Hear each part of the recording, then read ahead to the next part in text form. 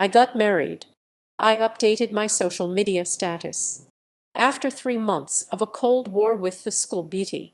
From now on, I'll be on duty, with a marriage certificate.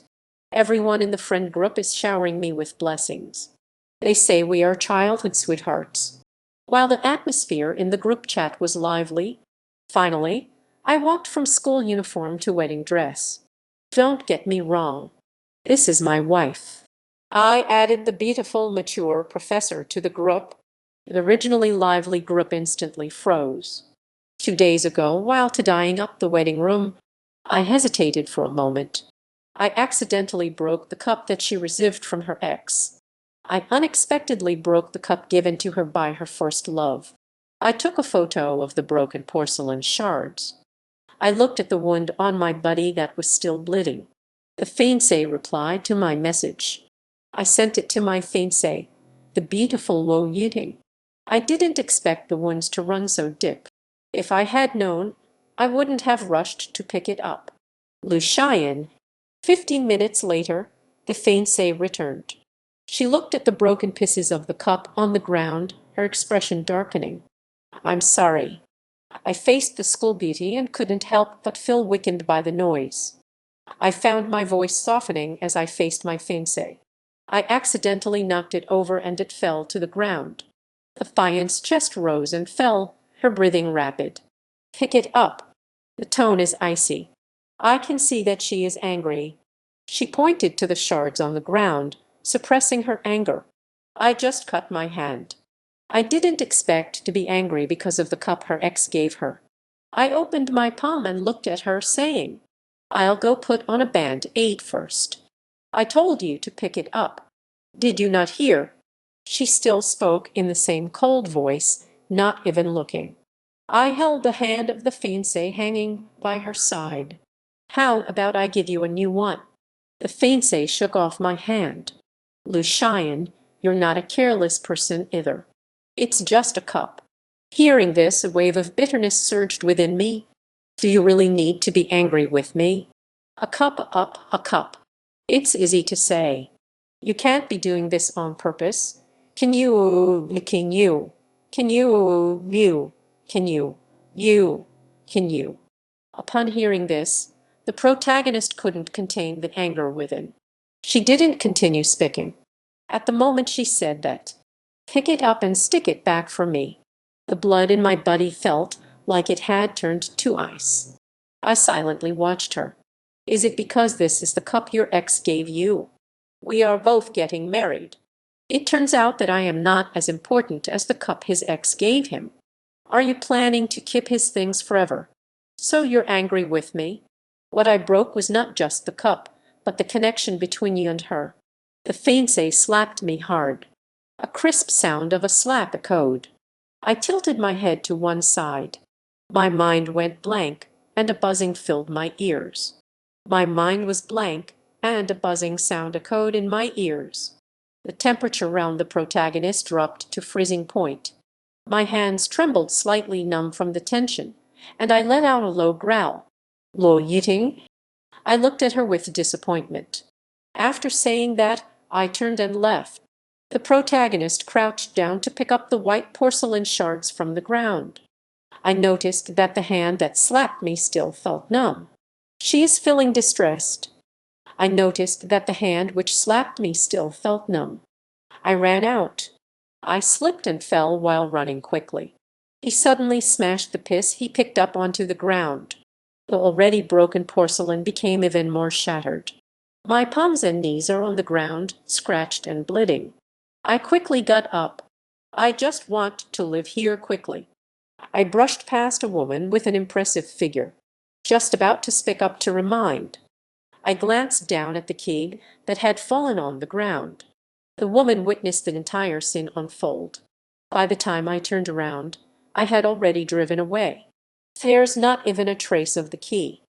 The left side of my face still hurts a little. I returned home and stood at the door, searching through all the pockets of my clothes. I returned home and stood in front of the door, rummaging through all the pockets of my clothes. But inside, it hurts even more. It might have fallen out when I tripped earlier. After a moment of pause, I planned to go back to find the key. Suddenly, I was stopped in my tracks by a woman. I said in a hushed voice. The woman reached out her hand. I couldn't even see what the woman in front of me looked like. After speaking, I prepared to bypass the person in front of me. The thing you lost on the West Road. In her palm lay a key. She's very beautiful. I finally stopped and looked at the woman in front of me. I even felt she was more beautiful than the school beauty. She has a tall figure and a somewhat cold demeanor. She belongs to the elegant and intellectual older sister type. The woman's gaze also landed on my face. I took the key. It seemed like there was a moment of distraction when you saw my face. I looked down and thanked her. You're welcome. Saying this, I took out my phone. A chance encounter. The woman waved her hand. Let me cover your gas expenses. She knows that looking at me this way is quite impolite. Then turned and left. And I slept at home for 2 days. Immediately retract yourself from the light.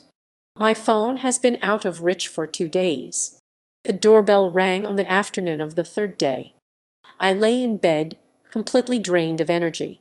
I forced myself to get out of bed and open the door. As soon as the door opened, he was about to open his mouth to speak. Seeing me so haggard and pale, my good brother, character stands at the door. He frowned and asked with concern, What's wrong with you? But you didn't answer the question. I quietly stepped aside to make way. Jane, you didn't rush to ask once he entered. I made a bowl of cooked noodles for you. What exactly happened?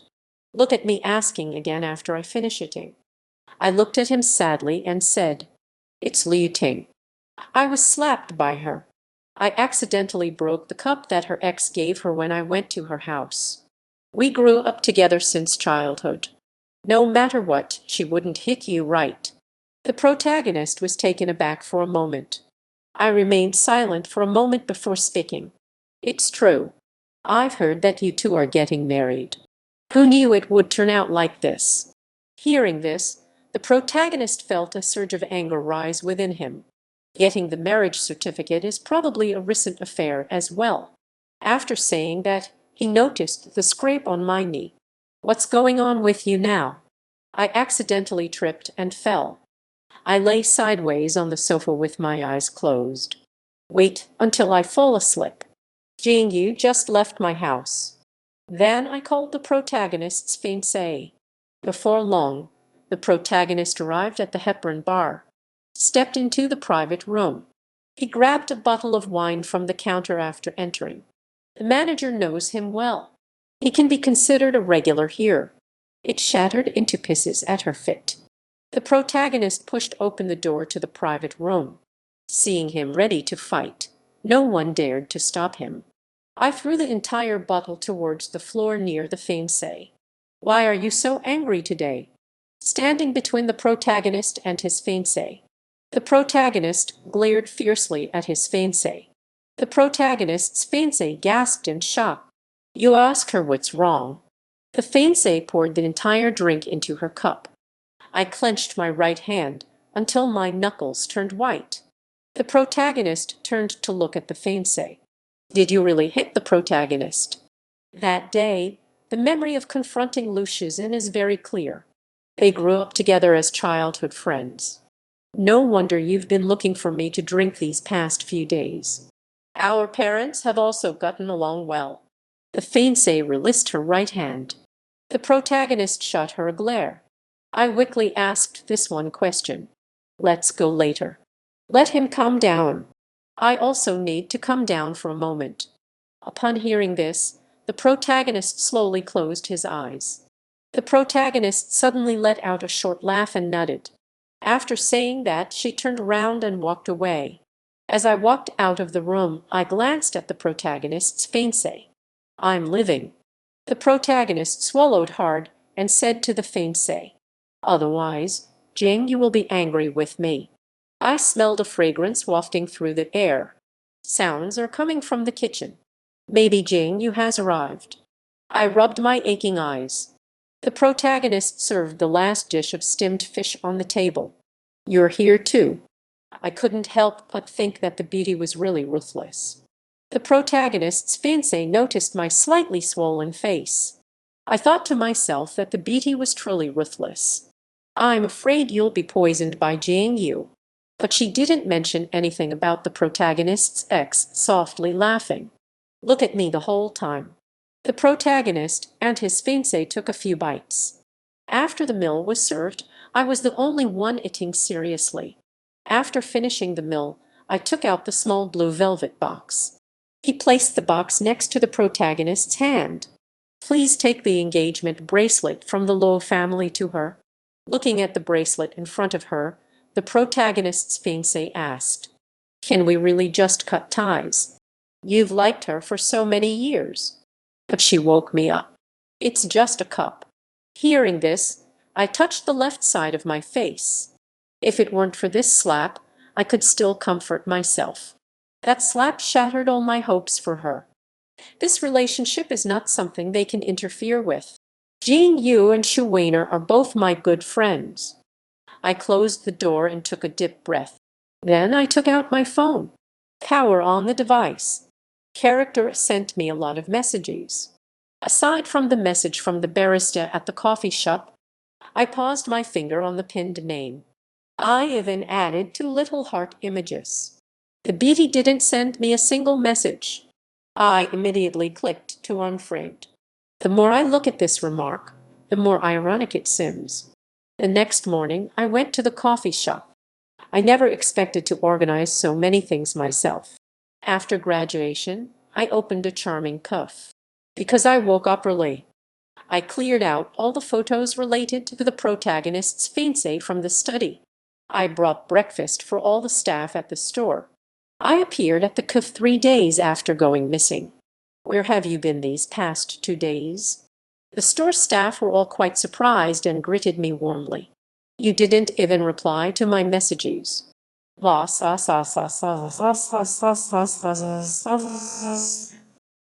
adjusted my mindset. I broke up with my girlfriend. The boss previously said that when getting married, we should bring wedding candies for them. One of the boys smiled at me, but I never said it out loud. Today is Wednesday, that Beatty might come to our shop. I let out a light laugh. What Beatty are you talking about? Today is Wednesday and that Beatty might come to our shop. Look at the Beatty so refreshed and vibrant. Why are you so concerned about them? The other staff members also chimed in, chatting with me. They all arrive right at 8 o'clock. A very beautiful woman comes to the store 3 times a week. And they always come on fixed Wednesdays, Thursdays, and Saturdays. This indeed piqued my curiosity. I'm curious, but am not really interested. What kind of beauty would make them remember so clearly? I ordered a cup of coffee and sat down in a corner. I looked at the pedestrians outside the glass window. The protagonist saw a familiar woman.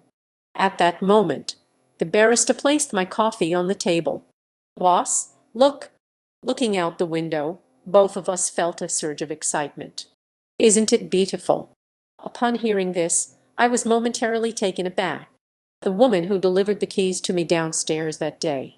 Since we've met again, it must be fate. That day, she only said, we met by chance. Thinking of this, I said to the shop assistant, wait, I'll buy her a cup of coffee. The shopkeeper leaned down with a mischievous smile and whispered in my ear. I let out a helpless laugh. I saw her coming in from outside.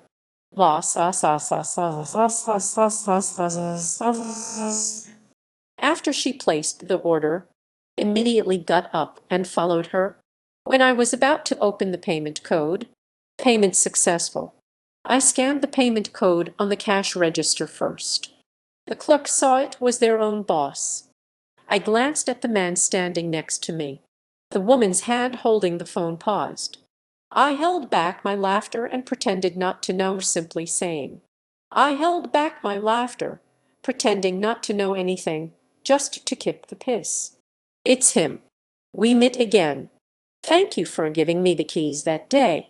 In a moment of deep frustration, After saying that, he returned to his original sit. I felt the kindness of a stranger. Mrs. Please hold on to your coffee. The woman's gaze followed me until I took my sit. At that moment, she heard the voice of the shop assistant beside her. The woman curled her lips. The woman took the coffee and walked to my table. Don't even mention anything about paying me back. Before you say anything, let me speak first. Thank you for your coffee. After saying that, he turned around and left. The afternoon was busy with a lot of people. The cafe closes at 9 in the evening. Just as I was organizing the broken gifts, I'm sorry. A person entered through the door. I looked up and froze completely. I looked up and felt my whole body freeze. It's Lo Yiting. She held a small blue square box in her hand. You stared at me intently. The fianc's expression was icy. It was me who asked the protagonist to bring it back for her. I pretended to be calm, gently placing the cup in the display cabinet. She slammed the small square box directly onto the bar. What do you mean you don't understand? What do you mean by giving this thing back to me? I don't want to marry you anymore. You are messing with me? Over such a trivial matter. The fianc's face flushed with anger. When did you become so unreasonable, Lucien? Right now, I can't take in words like that at all. I don't know if her true self was revealed or if she was just talking nonsense out of anger. Is this a small matter? I don't know if she revealed her true self or if she just said something out of anger. I wouldn't deeply understand her words. Then, let me ask you, what is a big deal? My feelings for her are worthless. The more I spoke, the less I could control my emotions. In the end, she still called it a trivial matter. I let out a laugh. I threw the blue small box on the table out of the door with force. Seeing the fianc's face darken to the point of dripping water. Staring at the fianc's finger pointing towards the door. Get out of here. The protagonist stopped at the door. The woman at the door paused as she was about to enter. And Lo Yiting, who had never been told to live. I am so damn wrong. I traveled a long way to see how you were doing. In an instant, I was so angry that I gritted my teeth and felt cold inside. After saying that, she left the kif without looking back. Threw it into the trash can. The woman still standing at the door. Pick up the blue square box at the door. I witnessed another incident involving me. The woman slowly walked in. Perhaps I should consider them an ex. The last time you saw me was when I lost my keys. This time it's another argument with my girlfriend. The words are not finished yet. She was just thinking about what to say. Suddenly, my gaze became resolute. Seeing me in front of her, I silently lowered my head, not responding. I asked her with a smile. Cappuccino cup. The beautiful voice of that elegant woman echoed. I shook my head at the woman in front of me. There's no more cappuccino. There are only 2 instant coffees left. If you want it, I'll make it for you. The woman nodded at the instant coffee in my hand. After saying that, I pulled out 2 packets of instant coffee from the drawer. I made her instant coffee. I gave her half. He even took out a piece of cake he had prepared to take back. He even took out a piece of cake he had prepared to take home. Why are you still out so late? The woman took a sip of her coffee and said, I just got off work, and I'm a bit tired. She paused for a moment and continued speaking. I want to take a chance and see if you guys are still open. I really like the coffee at your shop. Hearing this, I smiled. Thank you for your affection. Then the conversation took a turn. I haven't even asked you what your last name is. My last name is Loon. I casually mentioned my last name as well. The fiancée traced a word on the table with her finger. Miss Xie, do you often stay busy until this time at night? Today, unexpected work matters delayed me. I suspect she thinks this instant coffee tastes terrible. The fiancée took a sip of instant coffee, her delicate brows furrowing slightly. I watched her finish her coffee. I took the cup to wash it. The cake on the table when I returned. The box has been completely cleaned up by her. The fiancé suddenly spoke up, just as I was about to say we should close the shop. There's also the cake. I won't charge you anymore. It's just a cup of instant coffee. She frowned and pointed at the half-eaten cake. When I asked for your. That day I was feeling very down. Thank you so much for giving me the key last time. Seeing the displeasure on my fiance's face, I spoke seriously. I closed the shop door. At least that day had one thing worth celebrating.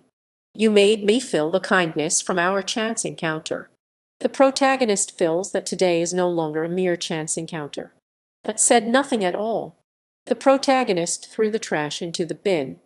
I looked at my fiancé and asked aloud. The blue velvet square box inside the drawer. Miss Xia, how are you getting back?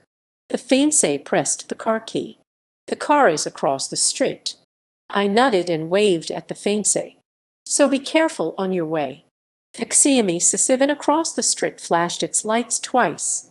When the fiancé was living, she stood there. Love is not everything in life. She said two things to me by the car door. Don't lose yourself because of your feelings. She didn't really want to say it. Moreover, the other party wouldn't listen anyway. But today, she couldn't help but meddle in my affairs. I returned from the cuff, took a shower, and lay on the bed, exhausted. I returned from the coffee shop, took a shower, and lay on the bed, exhausted. I took out my phone and took a quick look. Half an hour ago, character sent me a message. Where are you? There were 7 or 8 messages and missed calls. A concerned voice came from the protagonist. I leaned over the edge of the bed and called back character. Did the fiancé come to apologize to you? She is here to cause me trouble. I remembered what happened tonight and rubbed my forehead, saying that hitting me is a small matter. You say I'm being unreasonable. We are completely finished. I was very impulsive about her ex. I can't tell that you're usually so aloof. The protagonist never expected his fiancé to say such a thing. The protagonist shook his head and asked again. I can't quite describe my feelings right now. I feel sad about my many years of affection. It should have been a sad moment. But Miss Xi's arrival disrupted my sorrowful thoughts. But she didn't mention it at all, even though she saw the wolfish side of me. I'm fine. The faster I wake up. Sure enough, when you're feeling down, you still need someone to chat with, to avoid overthinking. On the other end of the phone, character chuckled. After a few words, the call ended.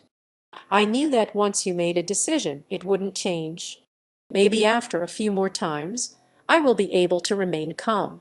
I just remembered that I haven't taken the medicine I was supposed to today. On the other side of the Hepburn bar, I immediately got up to pour a cup of warm water. The protagonist gently patted her best friend's back and asked, I'm sorry, but I cannot assist with that. The protagonist hasn't forgiven you. She kept drinking cup after cup. Tell me what the matter is, exactly. The protagonist's fiancé stopped her for a moment. The protagonist ignored her sarcastic remarks and said directly, I went to confront him about why he returned the gift. As long as he speaks softly like before. Can I say some things I shouldn't have said out of anger? The protagonist looked at her speechlessly. They still want to speak softly to you. The protagonist looked at her with a bit of disbelief. I see that you have been spoiled by the time. You don't even try to win the person back. But this time, it really got physical. In fact, character A knows that character B was just saying things out of anger. One wears their emotions on their face, while the other hides them in their heart. Lucian and Jing you can play together because they are the same type of person. The fiancé murmured with a flushed face. I thought we could make up today. Anyway, I'm just someone who gets eliminated after putting on a show. I thought that after a few days, he would be able to calm down. It seems I need to delay the plan. I'm ready to go get the marriage license as planned. The fiancée shook her head and said, His face was all red after you hit him like that. The protagonist's fiancé burst into laughter upon hearing this. Just staying together is already a good outcome. He won't. I know how much he likes me. Hearing this, the protagonist was truly speechless. Sometimes she really can't stand the protagonist's fiancé. There's also something about the Bitty's past. Not very important, but it hurts a lot. The next morning at 8 o'clock. Only she would say that. I arrived at the cuff early in the morning. If one day the protagonist no longer likes his fiancé, I want to make my life feel more fulfilling. To avoid overthinking and imagining unnecessary things. One of the female staff members at the store gave me a mischievous smile. When I arrived at the store, one of the female staff members looked at me without smiling. The boss even paid them. Boss. Another girl joined in, teasing. Wasn't that Beatty stunning yesterday? It seems I've gained the boss's approval. Who mentioned Miss Xie yesterday? Seeing this, I didn't explain myself. Come to the store every Wednesday, Thursday, and Saturday. Since you all say that. And today happens to be Thursday. I leaned on the bar and watched them say. Then I'll treat her to a cup of coffee today. Yes, yes. We don't have that kind of treatment. In this atmosphere, my mood has improved a lot. Hearing this, the shop assistants also started to cheer. I shrugged nonchalantly. You make coffee every day. You're biased, boss. A few store clerks smirked and said. Hearing this, I laughed out loud. I feel great. I'll treat you to afternoon tea this afternoon. Listen to them praise themselves in various ways. Just because you sent me the keys and chatted with me last night. I am already very grateful to Miss Xia for these 2 points. The goods just arrived for warehouse sorting. I would be happy to have a few cups of coffee. At 8:20, the protagonist arrived at the store on time. The store clerk smiled and said, after placing the order, I displayed the payment code. Today, our boss is treating you to coffee. After chatting with them, I went, went, went, went, went, went, went, went, went. It turns out he is the owner of the store, the table I sat at yesterday. The fiancé is aware and glances sideways. The other barista making coffee nearby. He also leaned in and laughed. Your looks are recognized by our boss. The fiancée still held out her payment code in front of him. Thank you for your boss's kindness. This should be paid for. The store clerk waved their hand and said, you should talk to our boss. Next time, wait for our boss. The protagonist sighed helplessly in her heart. The fiancé sighed silently, feeling helpless. I owe him another cup of coffee. Is this the hush money from last night's incident? But I couldn't wait for the person. He left shortly after. It seemed like I had been sitting there for 5 minutes, as if waiting for me. I walked towards the table I sat at yesterday, holding a cup of coffee. I was busy in the back warehouse until 10 o'clock. I heard one of the shop assistants say, I'm a bit tired, so I just returned to the front. Sit in that position. I'm sorry, but it seems there was an error or a misunderstanding in your request. Could you please provide the specific Chinese audio story subtitle file or the text you would like me to translate into English? This morning, I unusually sat in that shop for a few minutes. This morning, I unexpectedly sat in that shop for a few minutes. The store clerk pointed to that corner. Then he chuckled. Is someone waiting for you? I looked in the direction she pointed. It's the sit I was in yesterday. I smiled without saying a word. I took a few sips from the cup.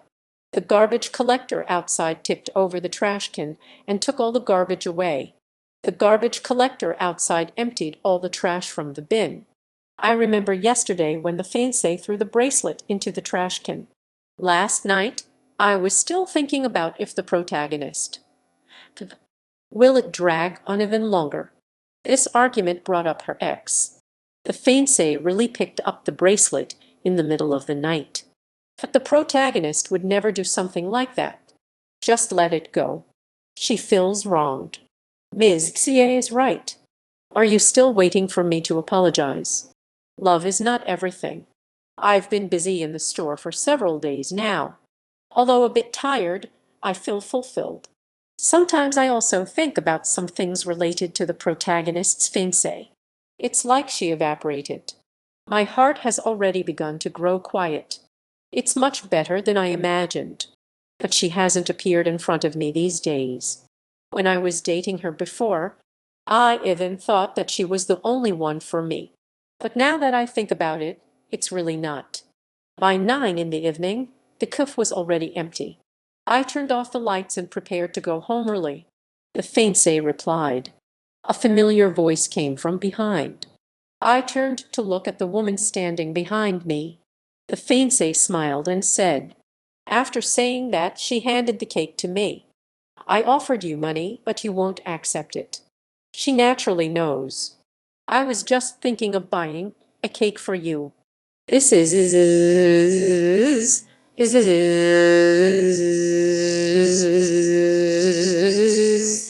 I am grateful for her kindness in our chance encounter.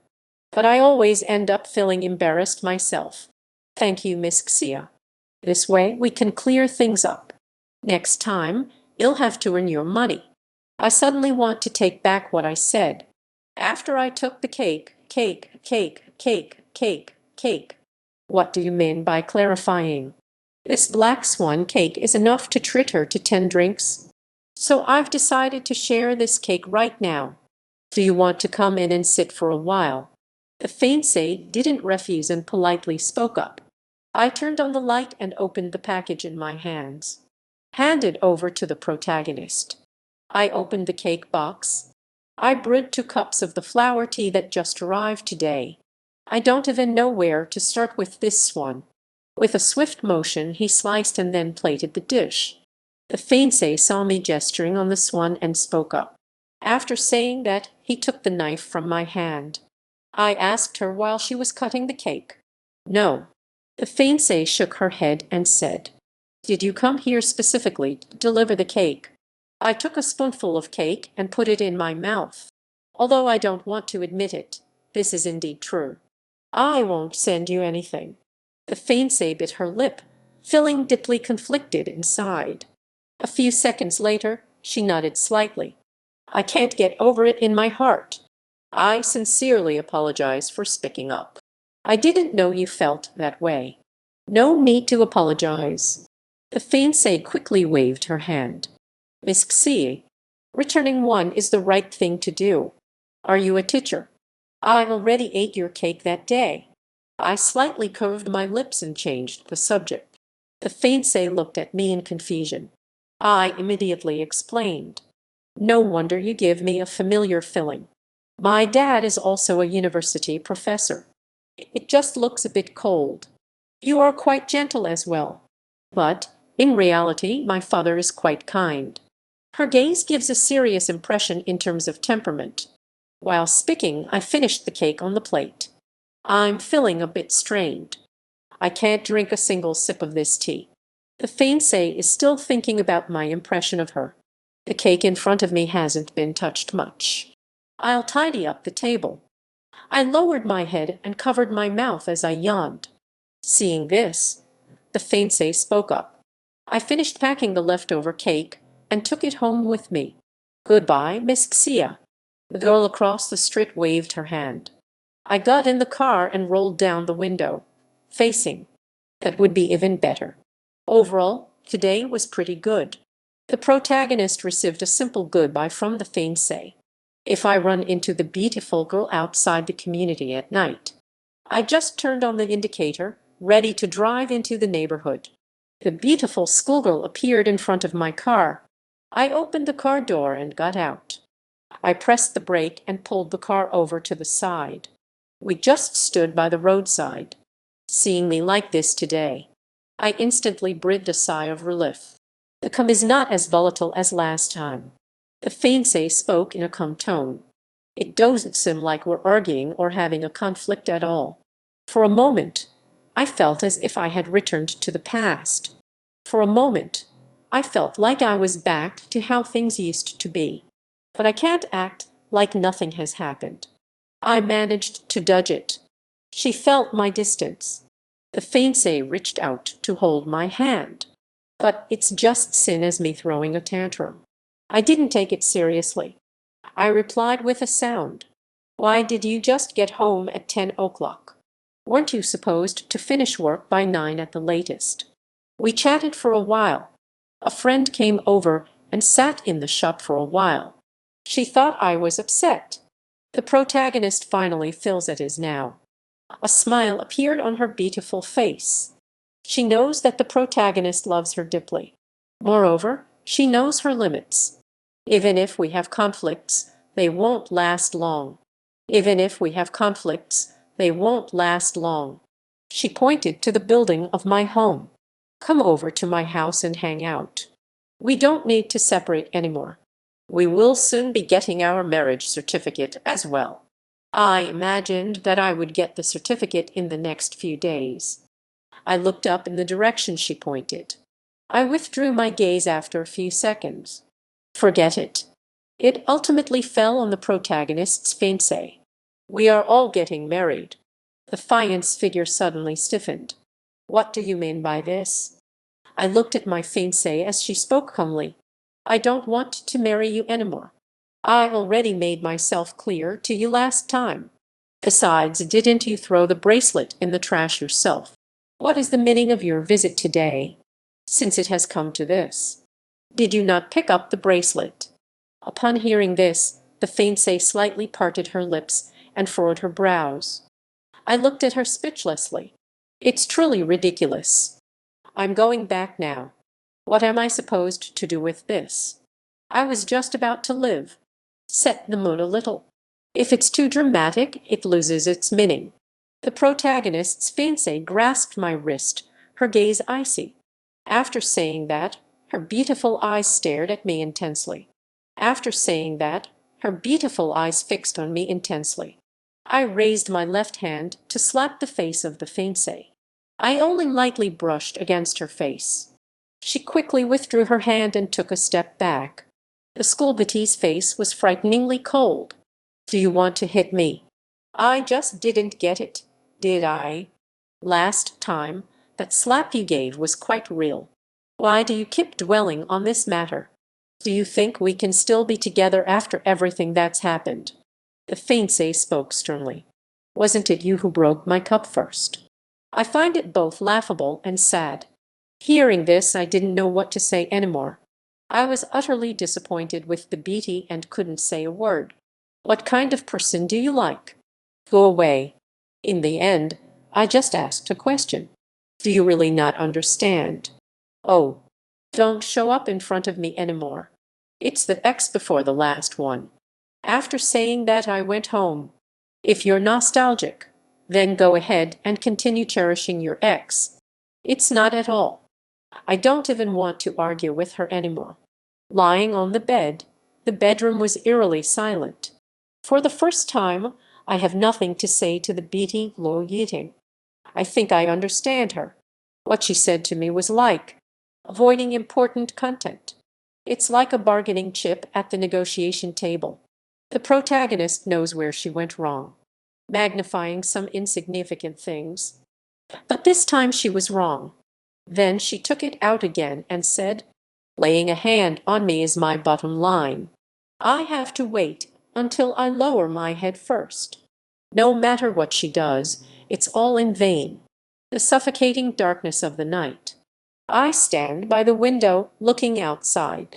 Fortunately, the moon is high in the sky. I was still awakened by the phone. The next morning I didn't go to the cafe. But it seems like my heart isn't as heavy anymore. I couldn't sleep last night and didn't wake up until 10. Are you still not awake? It was a call from JNU. Groggily reaching for my phone. I squinted and answered the call. I didn't see you in the store today. I've been busy all day. I was at the cafe very early in the morning. I've heard that you'll be here tomorrow. I turned over. I overslept today. The protagonist suspects that I am in a bad mood. Perhaps it's because of the beetie, the school flower. Should I bring you a millet, Nin? I had to subtly ask instead of saying it outright.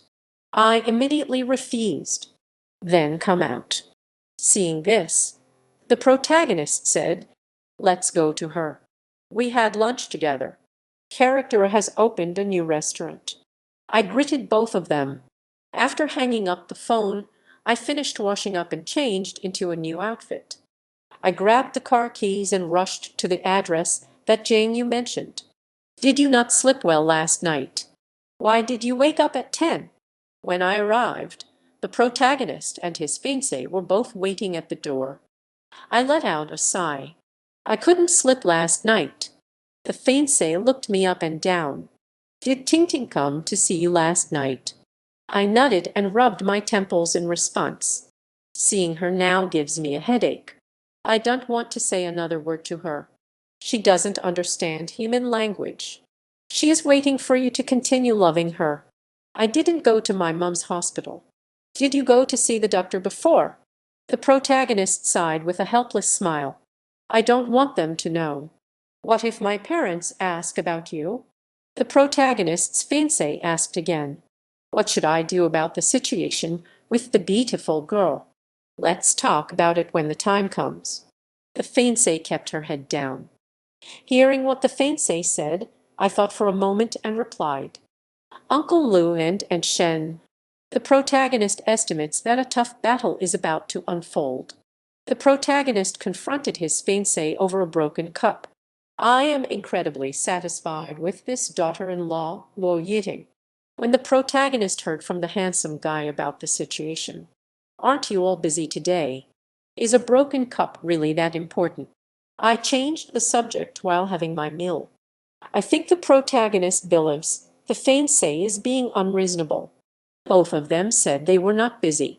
Actually, it feels like they don't trust me. If you're not busy, let's go shopping after dinner. Finally, the trunk was packed full of things for me. My parents' home is right round here. Just drive the car into the community. I called my dad before getting out of the car. I happened to pass by the university town. Dad, are you home? The call was connected.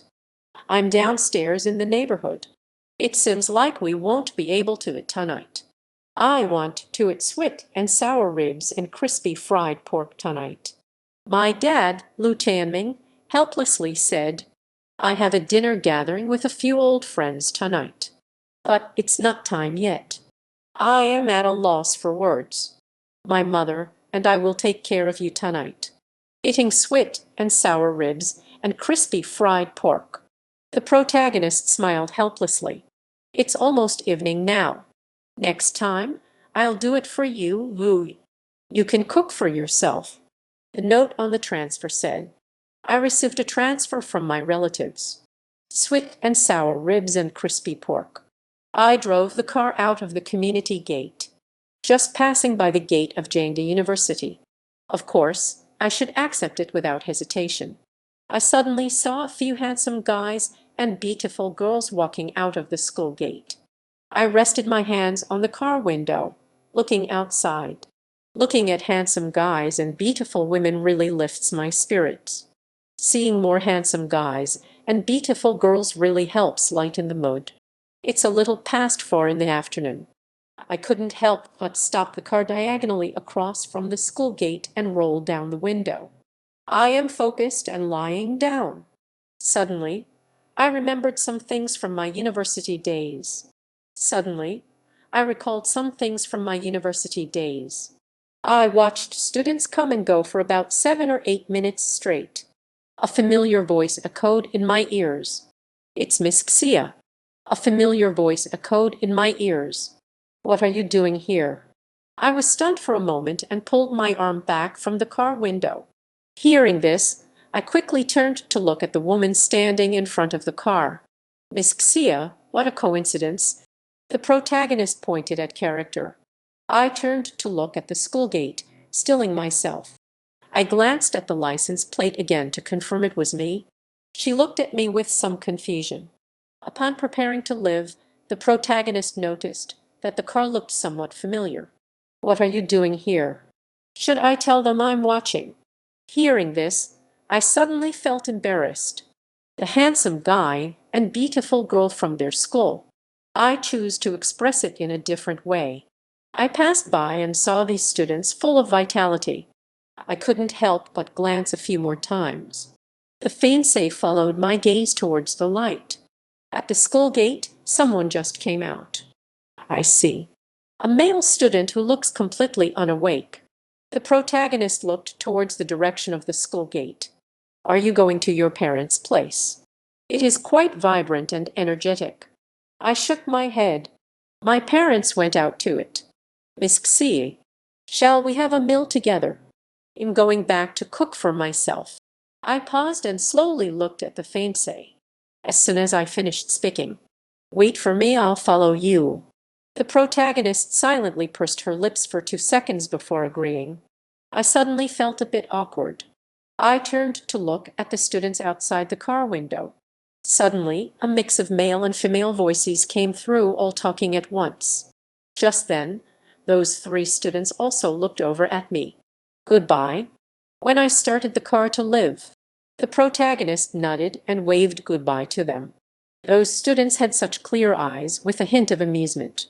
Those three students waved at me with smiles. I forced a polite smile. "This looks good, that looks good." Before leaving, I overheard those three students discussing. I saw her car in the rearview mirror. I slowed down my pace, specifically waiting for the protagonist. I just started picking up speed. I was just busy feeling awkward. The students seemed to call her professor. Did I hear it wrong? I looked ahead in surprise. 26 like this. Miss Xia seems to be about the same age as me. At this age, you've become a professor. My dad was promoted at the age of 32. The professor believes he has already defied the odds. Is Miss Xia really that strong? It's just that I don't look that eager. Or is it that she is actually a woman in her teens? Such shocking news. It shouldn't be difficult to find her. The school will definitely report it widely. I'll search for the professor in his 20s from Jane University when I get home tonight. I chose a Chinese restaurant that I used to visit often. Park the car in the parking space. Get out of the car and wait for Miss Xia. The fiancé stepped out of the car. "I have always thought that the sweet and sour ribs from this place taste just right. Is this place okay?" He nodded and said. I glanced at the restaurant's name and asked. I introduced character. Then we walked into the restaurant side by side. The waiter led the two of us to a window-side table. I respectfully handed over the tablet for them to order. Saying this, after choosing the 4 dishes I liked, I checked off these 2 dishes on the tablet. The sweet and sour ribs and the crispy fried pork at this place are both great. Put down the tablet and let the protagonist choose a few dishes. After a while, I also put down the tablet. The protagonist quickly picked out what she liked. After the waiter took the order, he said to wait a moment and then left. Minimalism. I suddenly feel that Miss Xie is not pretentious at all. I was just at the entrance of your school. Just do what needs to be done without saying another word. Thinking of this, I asked back. Hearing them call you professor. I was just promoted last year. This truly shatters my understanding. The beautiful eyes of the protagonist slightly lifted. Hearing this, I couldn't help but praise. I introduced her. It's mealtime right now. The restaurant gradually became lively. After the waiter brought out all the dishes. It really tastes good. I put a piece of small rib into my mouth. Try the sweet and sour ribs from his family. Upon hearing this, the fiancé picked up her chopsticks. After tasting it, he nodded. Not bad. I took another bite and nodded. I pointed at the plate of crispy fried pork again. The fiancé's chopsticks turned towards the plate of sweet and sour pork. There was little communication between us during dinner. Then he lowered his head and began to eat seriously. Satisfied with the affirmation, I lifted the corners of my mouth. We exchanged a few words occasionally. So sitting together for a meal isn't awkward anymore. After finishing our meal, we got up and walked to the front desk. Miss Xia is the kind of person who doesn't talk much but never lets the conversation die. The fiancée took out her phone before I did. Seeing this, I stopped her. Payment successful. He let out a soft laugh and said, "Let's consider this meal as my dad treating us." After saying that, I handed over the payment code. They went out for a dinner gathering. After leaving the restaurant, I sighed and explained to her, "Today, I'm going to my parents' house for dinner. Then you just transferred the money to send me off, even if you accompany me for a meal. All right. Thank you for the cake yesterday. Thank you for inviting me to dinner today." The beautiful woman smiled gently. "I'm feeling pretty good right now. It's 7 o'clock. The oppressive feeling from last night is gone." Then I turned my gaze towards the fiancé. "Miss Xie should go back and rest early." The protagonist nodded and said, "Be careful on your way." After watching me drive away, Xie Yushin just got in the car. I got in the car and waved goodbye to her. Just a few minutes ago, she felt like someone was watching them. She turned her head to look into the distance. She just glared and drove away. The woman standing there looks a bit familiar. The woman who had a conflict with Mr. Liu in the cafe. She just rolled her eyes and started the car to live. She came to have dinner with her friends. The fiancé's expression was gloomy. As soon as I got out of the car, I saw her with someone else. A stranger I had seen before walked out of the restaurant. But she is really upset. Although the two didn't cross any lines. How could she not know about a friend like me? The two of them still have meals together. The friend standing not far away looked a bit speechless. "How long have you been standing there watching?" "That's your soon-to-be husband." "Why don't you go ask?" "Seeing him having dinner with someone else. They won't just ignore you, nor you." This sentence pierced straight into the heart of the protagonist. It feels like getting shot. My friend crossed his arms and shrugged. "Shut up." Up. Up. The protagonist took out their phone and made a call. "She's quite beautiful." Has the protagonist met any women recently? The protagonist's fiancé let out a light scoff. Isn't Liu Ting having some kind of delusion? Today he finally went out to it with us. I saw it. Either work at the store or slip at home. Where would I have the time to get to know any woman? I called the protagonist and immediately asked, asked, asked, asked.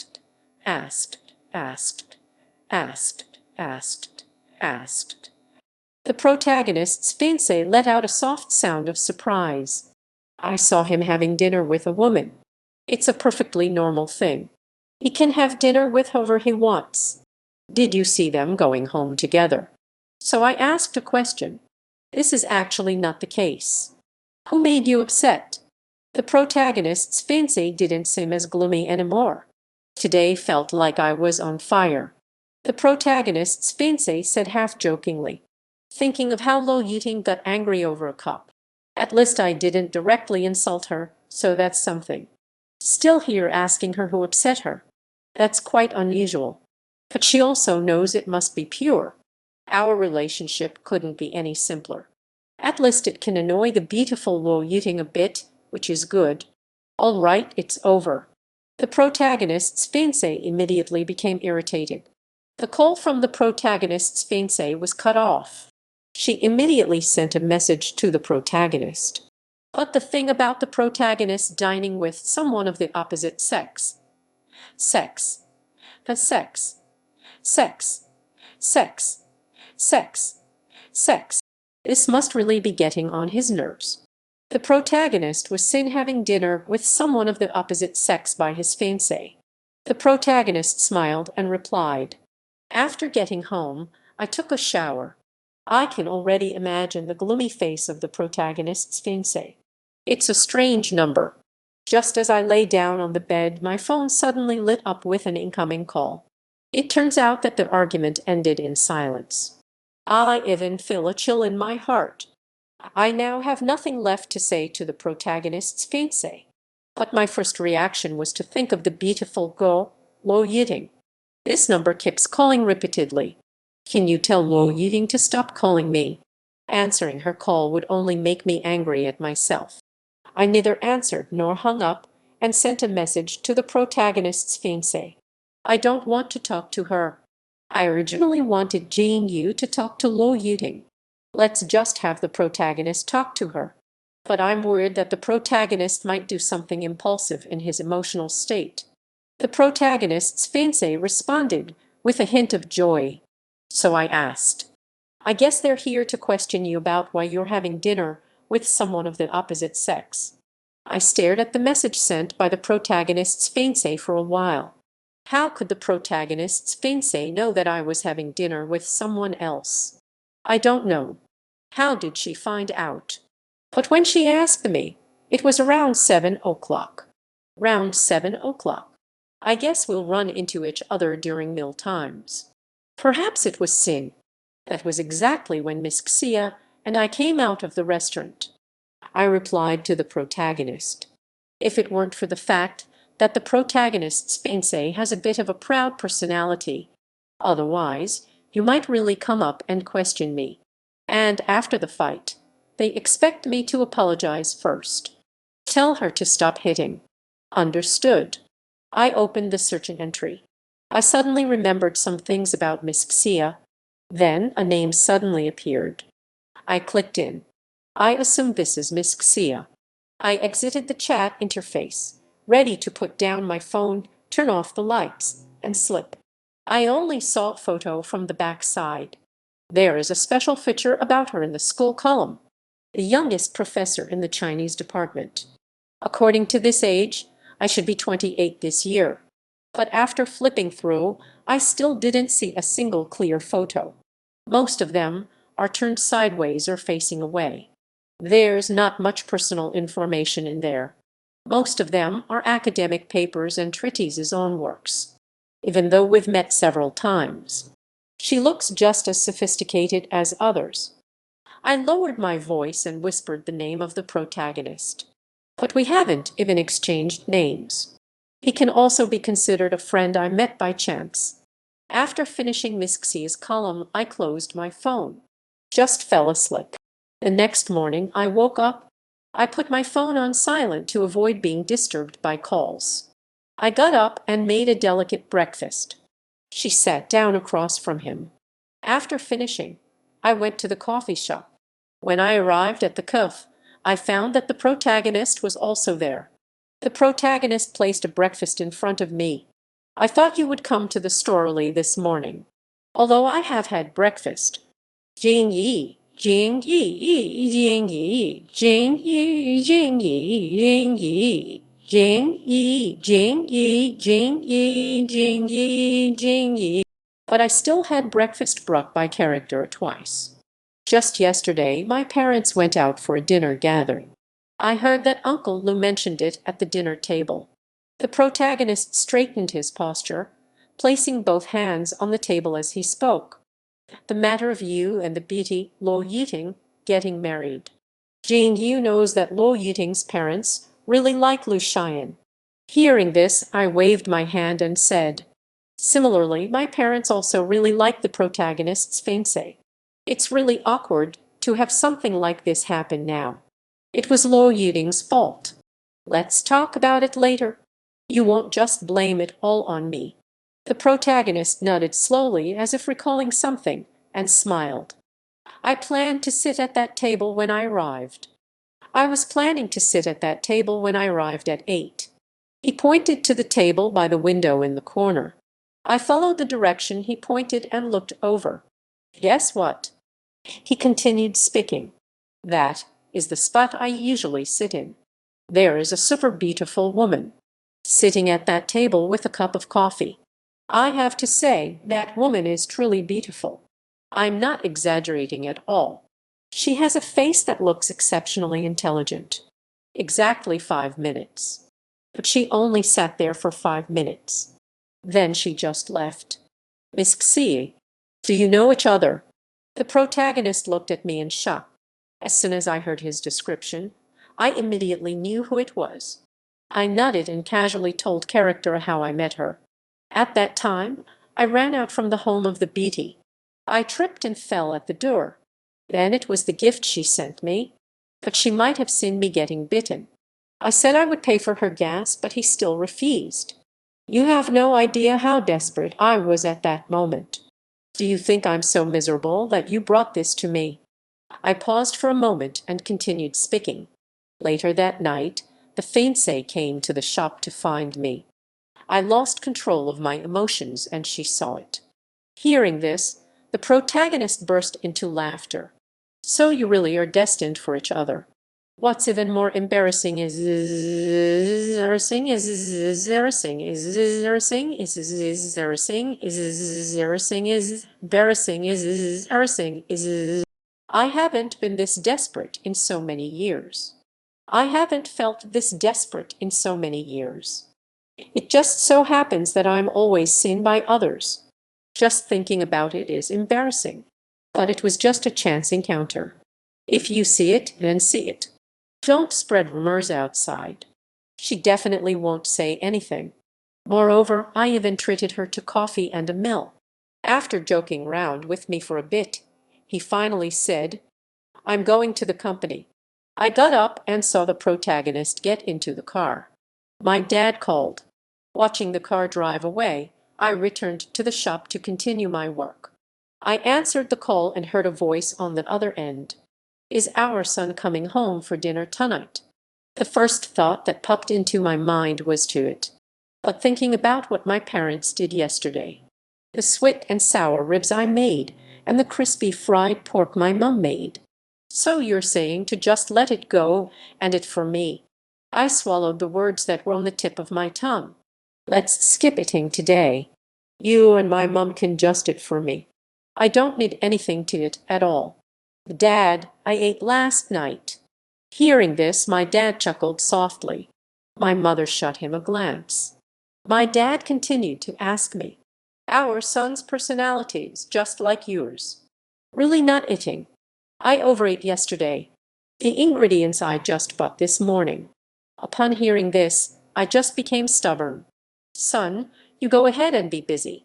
I'll make grilled steak tonight. I brought back a steak after work. My dad pulled the phone away from his ear while talking to my mom. Suddenly, I couldn't hold my ground and quickly said, grill the tomahawk steak a little more tender. Seeing this, my parents were overjoyed. Then, when you come back tonight, we'll make it for you. But the smile on my face betrayed me. I looked down on my own behavior.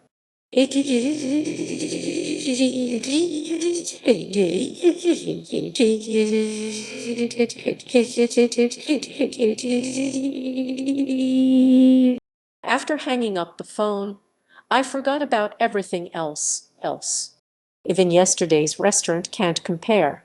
It's mainly the sweet and sour dish made by my parents. The ribs and the crispy fried pork are so delicious. It's just a substitute. I gritted and left the store. My parents' home is near the university. At 4 in the afternoon, I was with the shop assistant. I carried the fruit into my parents' house. As I passed by the university, I turned my head and looked for a few seconds. As soon as I entered, I smelled the steak. The fragrance mixed with a hint of sweet and sour. It's all what I like. My mom pointed at the sink. Character has arrived. I walked into the kitchen and greeted my parents. Come over and wash your hands. My parents are still busy in the kitchen.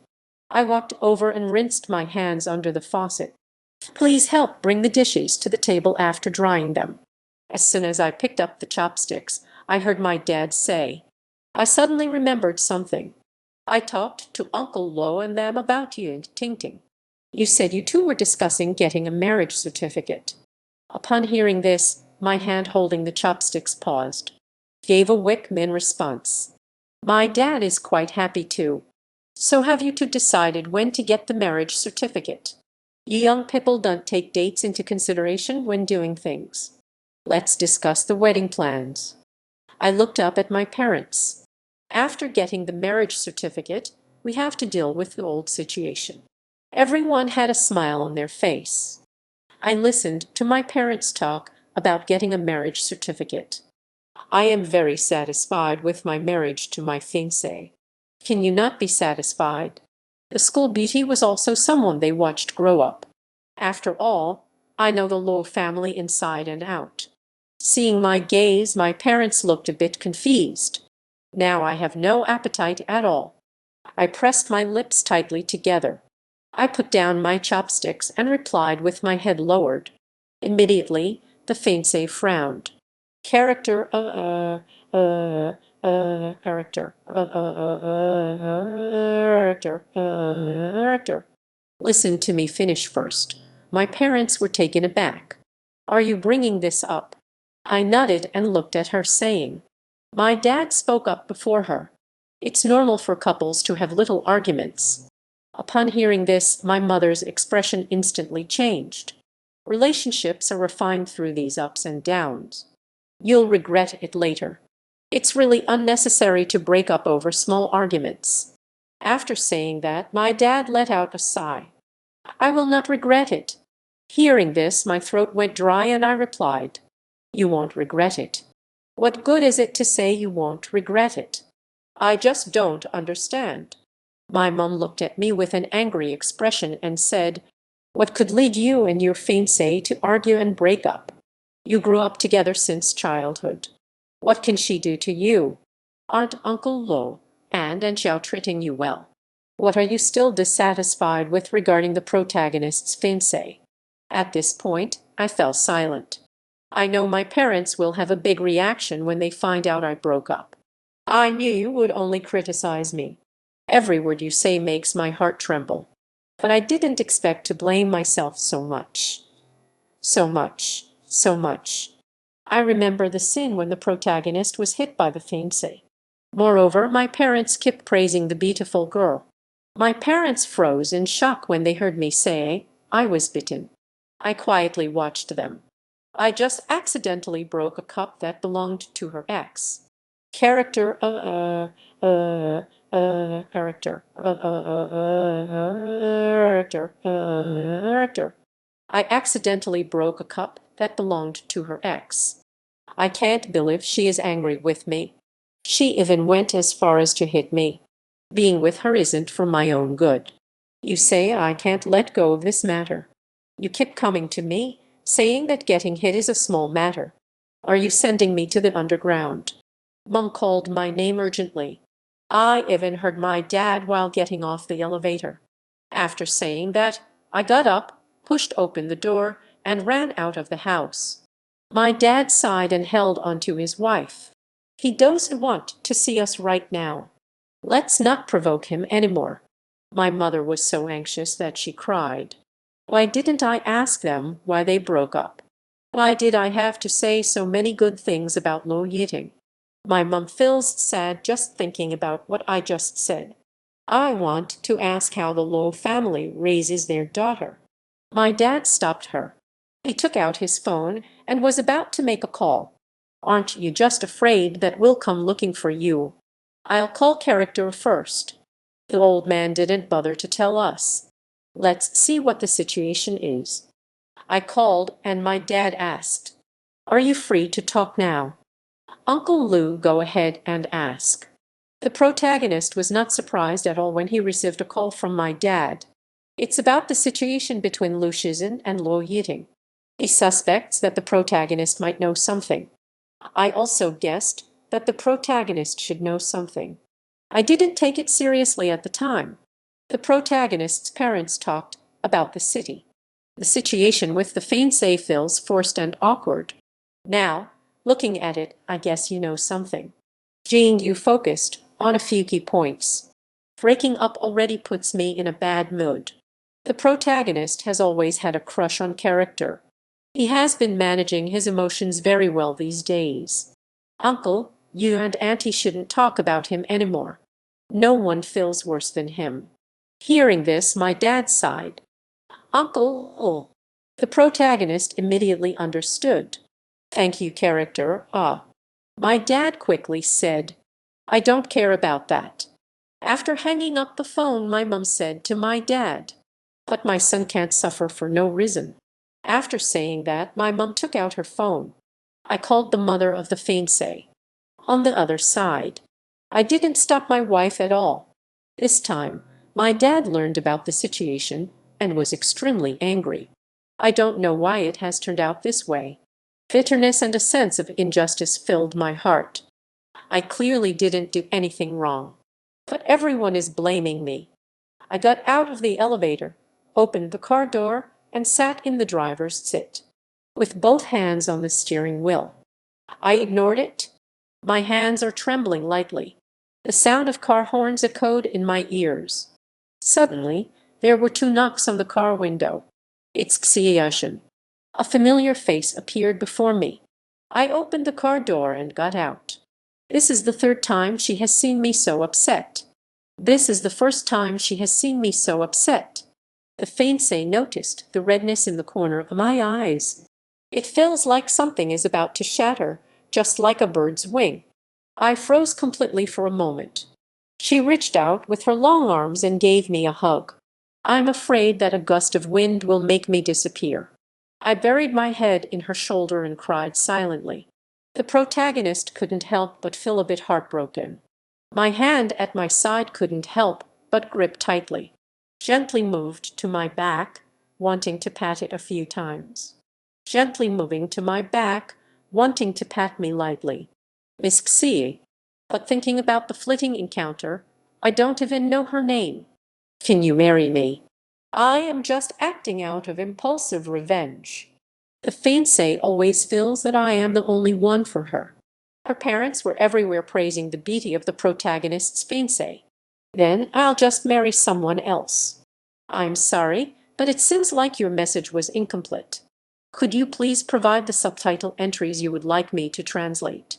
If I said I hugged the protagonist, it really surprised her. Now, I will say this sentence. It made her pupils tremble even more. Slowly pulling my hand away. Look at my slightly red eyes. She felt a bit guilty. The protagonist stood frozen for a while before snapping back to reality. You can't do this. You can't act on a moment of impulse. But the protagonist spoke very seriously, just casually with someone I've only met a few times. Even marrying a stranger whose name I don't even know. My mind is foggy, and I can't take in anything else. I only know that the protagonist is unwilling. Who would marry a stranger as absurdly as I did? Oh, I stepped back and want to get into the car. But then I was stopped by the fiancée. She silently let out a sigh. How can you drive with this state of mind? Let me take you home. Since you are unwilling, then I'll take my live. I'll ask other strangers if they want to marry me. I said thank you. Then I sat in the passenger seat. The protagonist glanced at her car across the street.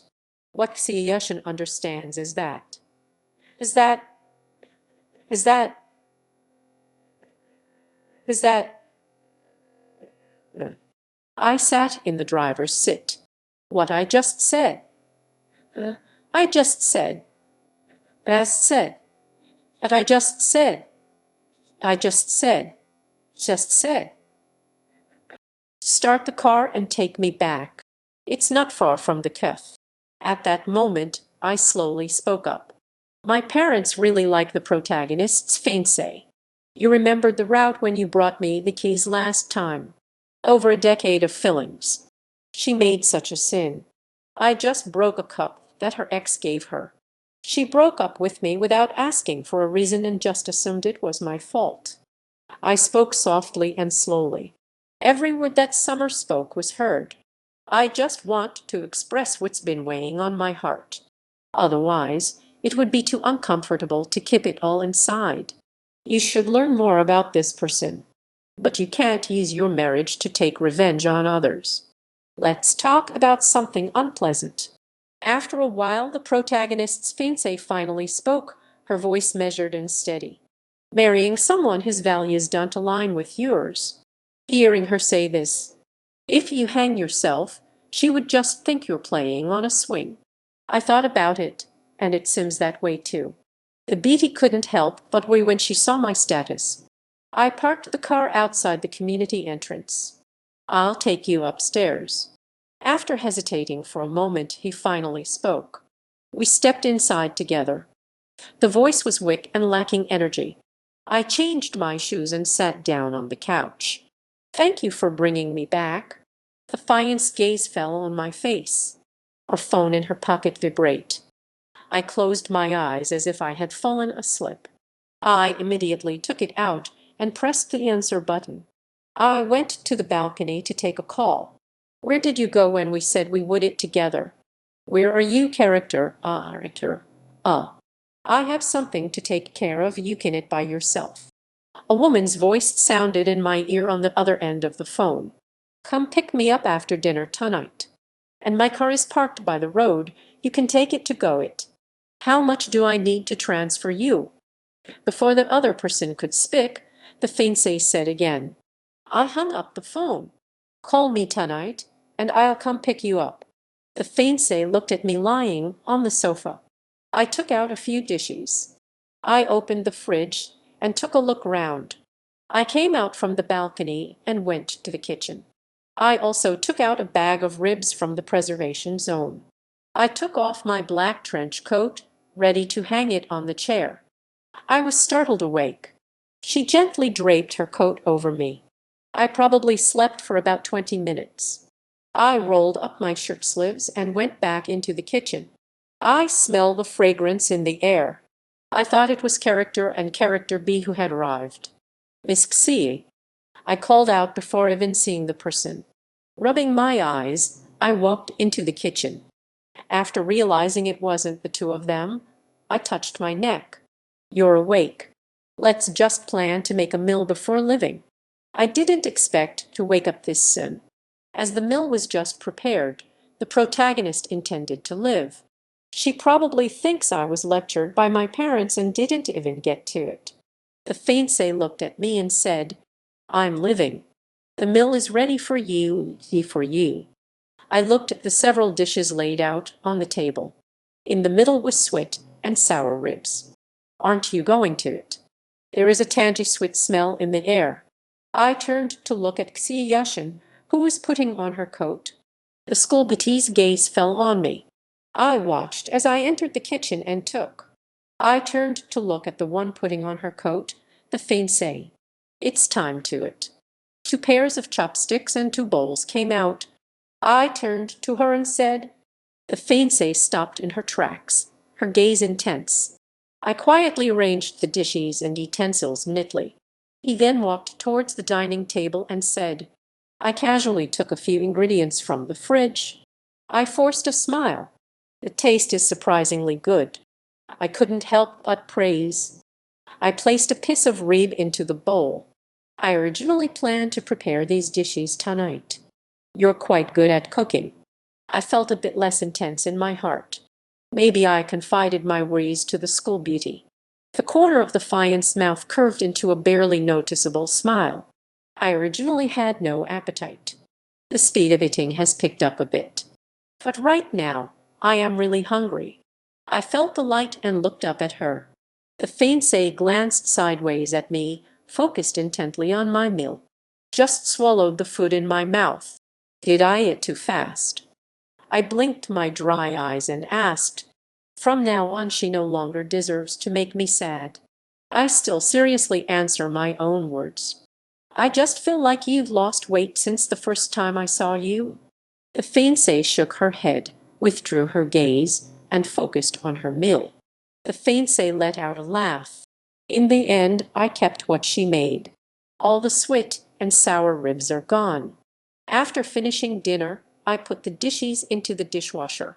I casually adjusted the angle of the vase. I placed the vase back in the center of the dining table. I thanked the beautiful woman. When I returned, the protagonist had already finished wiping the table. Miss Xie. Then she looked up at me. Thank you for helping me cook today. The protagonist wiped his hands with a tissue and said, if there's nothing else, I'll take my leave now. I'll go down myself. but I was stopped by the fiancé. As I spoke, I prepared to take her downstairs.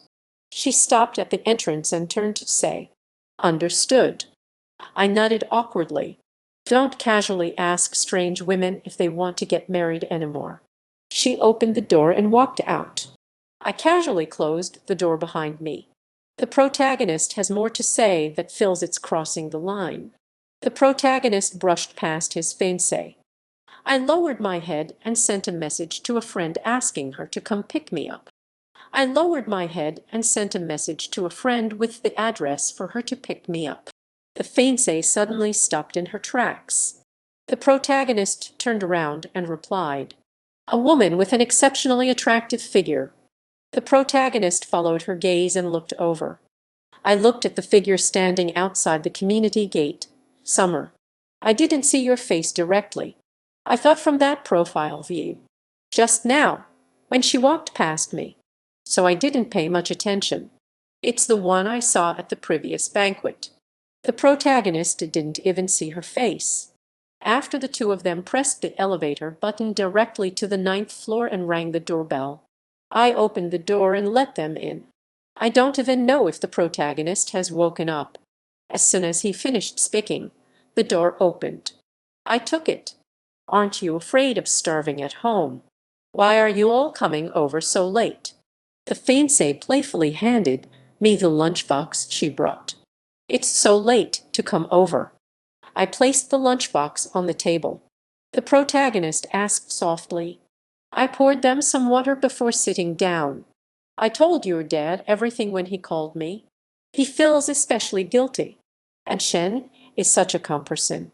Hearing the Beatty cry uncontrollably because of you." The fiancé also chimed in.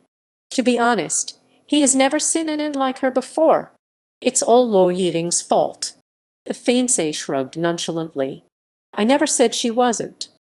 "Does the protagonist know that you're talking about her behind her back?" "I don't mean to blame my parents. You at first."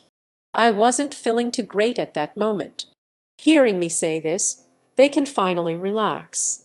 The protagonist glanced at the time. It was already 7:30. I waved my hand and said, "We just finished tidying up the table 5 minutes before you arrived. How could I possibly cook for myself in this situation?" "Who are you with?" The protagonist stared in shock, scrutinizing my face. Not only Jane Yu, but even the protagonist's fiancé feels that something is off. I didn't know what to say for a moment. Miss Xia sent me back. I ran away from my parents' house. She even cooked for me. I looked at them seriously and said, "Why is she still cooking for you?" "It's about the one who helped me pick up the keys and returned them to me. You saw me at the coffee shop in the morning. Are you very familiar with her?" I shook my head and said, with just this one sentence, the problems between the protagonist and his fiancée continued to rise. "I can't say I'm familiar. You haven't even mentioned their name, let alone contact information. Consider it a chance encounter with a friend. The phone said you had dinner with a woman." I nodded and continued speaking. Hearing this, the fiancé seemed to recall something. "Last time, the protagonist received a call from his fiancée." "That's right, it's her. I ran into them yesterday at the school gate, because she gave me a cake the day before yesterday. One time, I leaned on the car window watching the beauty at the school gate. I feel embarrassed to tell the truth. Suddenly, she appeared and asked me how I ended up here. I feel a sense of being caught in a lie." "What did you say?" Jean Yu laughed loudly without holding back. I scratched my head and said, "Of course, I speak in a positive and uplifting manner. I said to look at the vibrant students." The result came out with someone still half asleep. She said expressionlessly, "It's quite vibrant. Isn't that a bit too much?" Now even character is smiling. At this moment, I stared at him expressionlessly. The protagonist cleared his throat and took a deep breath. "Don't laugh, don't laugh. Then let's go. Drive safe tonight." I waved goodbye as they got into the car, looking at the contact numbers in my address book. I called my parents. The protagonist said urgently. My mum answered the phone instantly. Have you it in character? I didn't ask you about the background. I feel a bit overwhelmed. I was not feeling very emotional at that time. This is the first time my mum is so eager to explain things to me. It's really nothing. Stability just ran away from home. I am fine now. My mum repeated it twice. The weight in my heart has finally lifted. It's fine as long as nothing's wrong. That night, Character B also brought me dinner. I put my phone aside, beyond the title of being boyfriend and girlfriend. After chatting for quite some time, I finally hung up the phone. I remember the times when the protagonist and the fiancé had a strong connection. Everything else is almost the same as before. Gifts for birthdays and gifts for holidays. There has been no crossing of boundaries. Perhaps it can't be called a romantic relationship. It can be said that our relationship is pure as can be. I can only say that I'm just bearing the title of a lover. Even after becoming lovers, she still sees herself as just a sister. She seems to take my kindness towards her for granted. She seems to take my goodness towards her for granted. We childhood friends are all. When she was with her ex, I witnessed the previous love of the protagonist. I feel a bit relieved now. I can't help but want to be with her ex for 24 hours straight. I reminisced about all those things concerning the beautiful girl from school. Being with the fiancé feels like willingly inviting suffering upon myself. The protagonist lay in bed, tossing and turning with no sign of slip. She replayed everything about our encounter in her mind. Though it may seem like a chance encounter, I started feeling sleepy before 10 o'clock, so I turned off the lights and went to sleep. But it's more than just a chance encounter. Can I marry him myself? At that moment, I almost agreed. In my mind, I can still hear him asking with red eyes. An idea was wildly spreading in my mind. The more she thought about it, the more frustrated she became. But I also know clearly that he was just speaking out of anger. It seems like someone wants to impulsively retaliate against someone. Occupied her thoughts. Life goes on in a routine manner. After she made this decision, she suddenly wanted to act on impulse. I had a nightmare and woke up after less than 3 hours of sleep. After getting up, I took the household registration book. Today, she took an umbrella out in the heavy rain. I opened the car door, held up an umbrella, and walked down the road, thinking that Mr. Lu might not go out on a rainy day. After all, I am just a passerby. Since we are just acquaintances, let's live it be. If we don't meet, it just means we were merely passing acquaintances.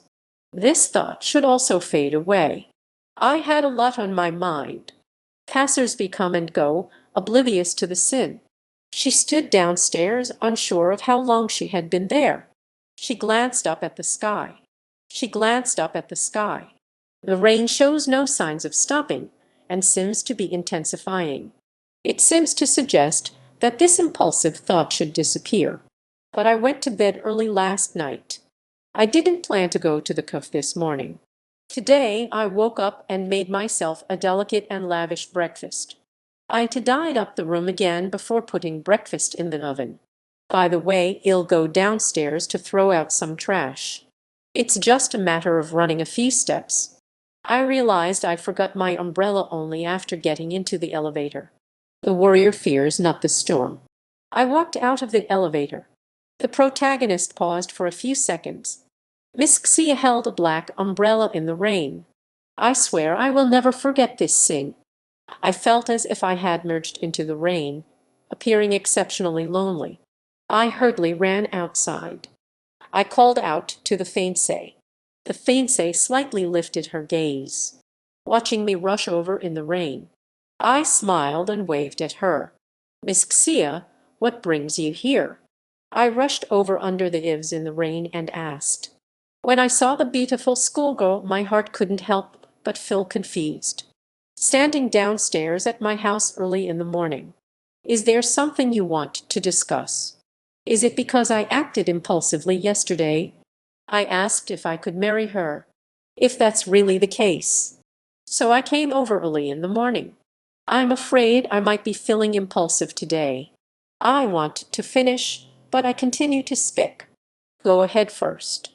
It's quite cold outside with the rain falling.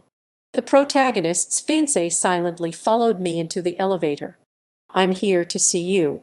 I only said a few words once I got in the elevator. Thank you, Miss Xia. I placed the umbrella at the door and entered the house. As soon as she finished speaking, the elevator doors opened. It's so early to come here.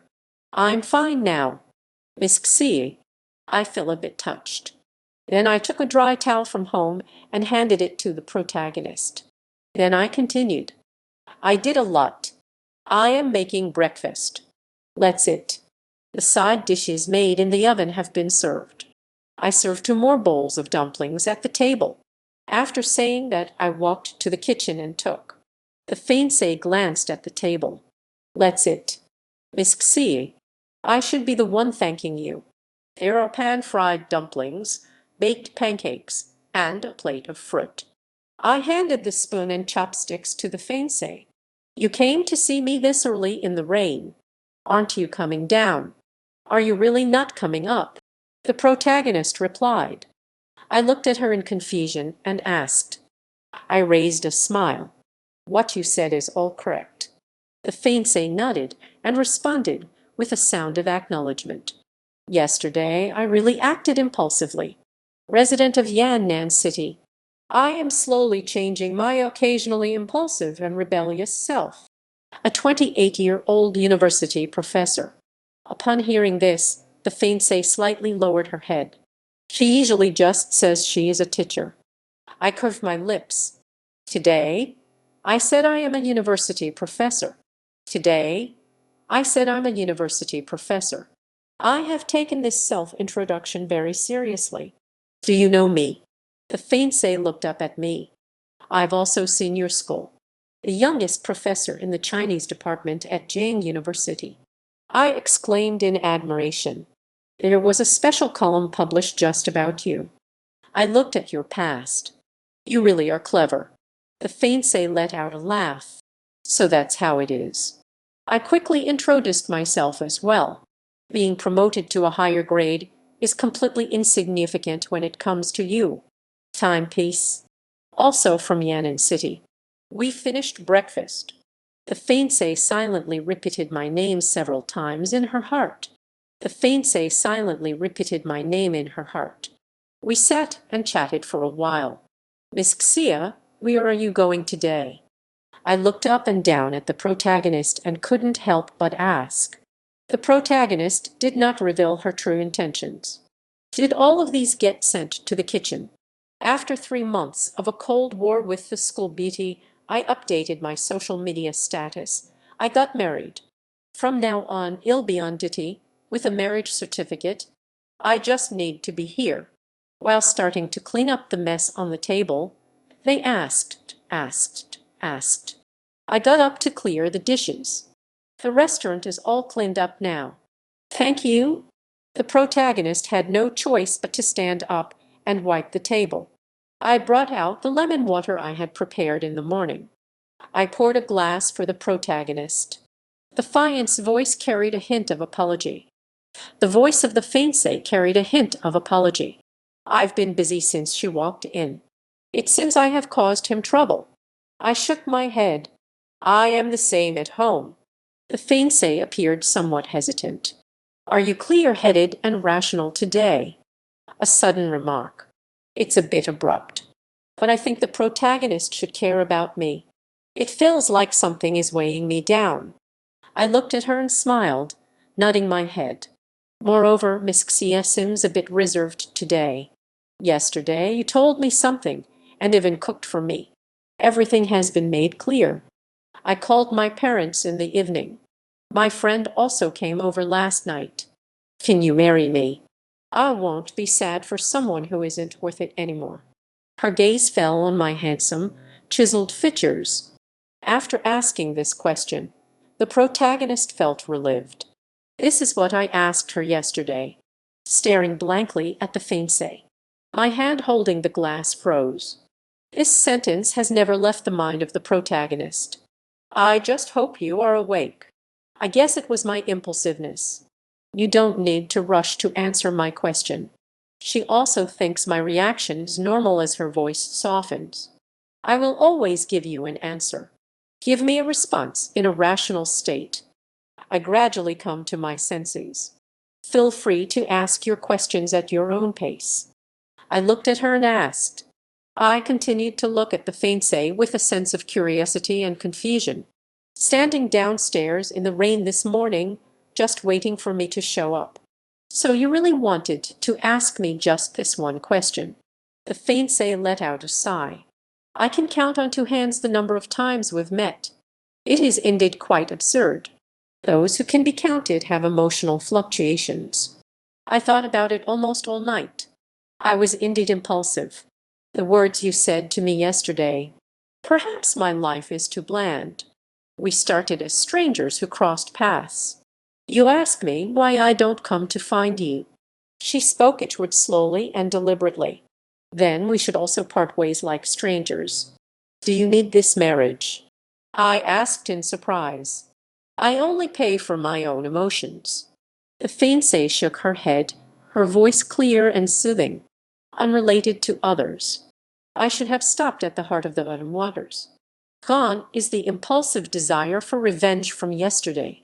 I have lost my voice over time, because the situation with the fiancé stirred up new waves again. The fiancé didn't feel awkward at all.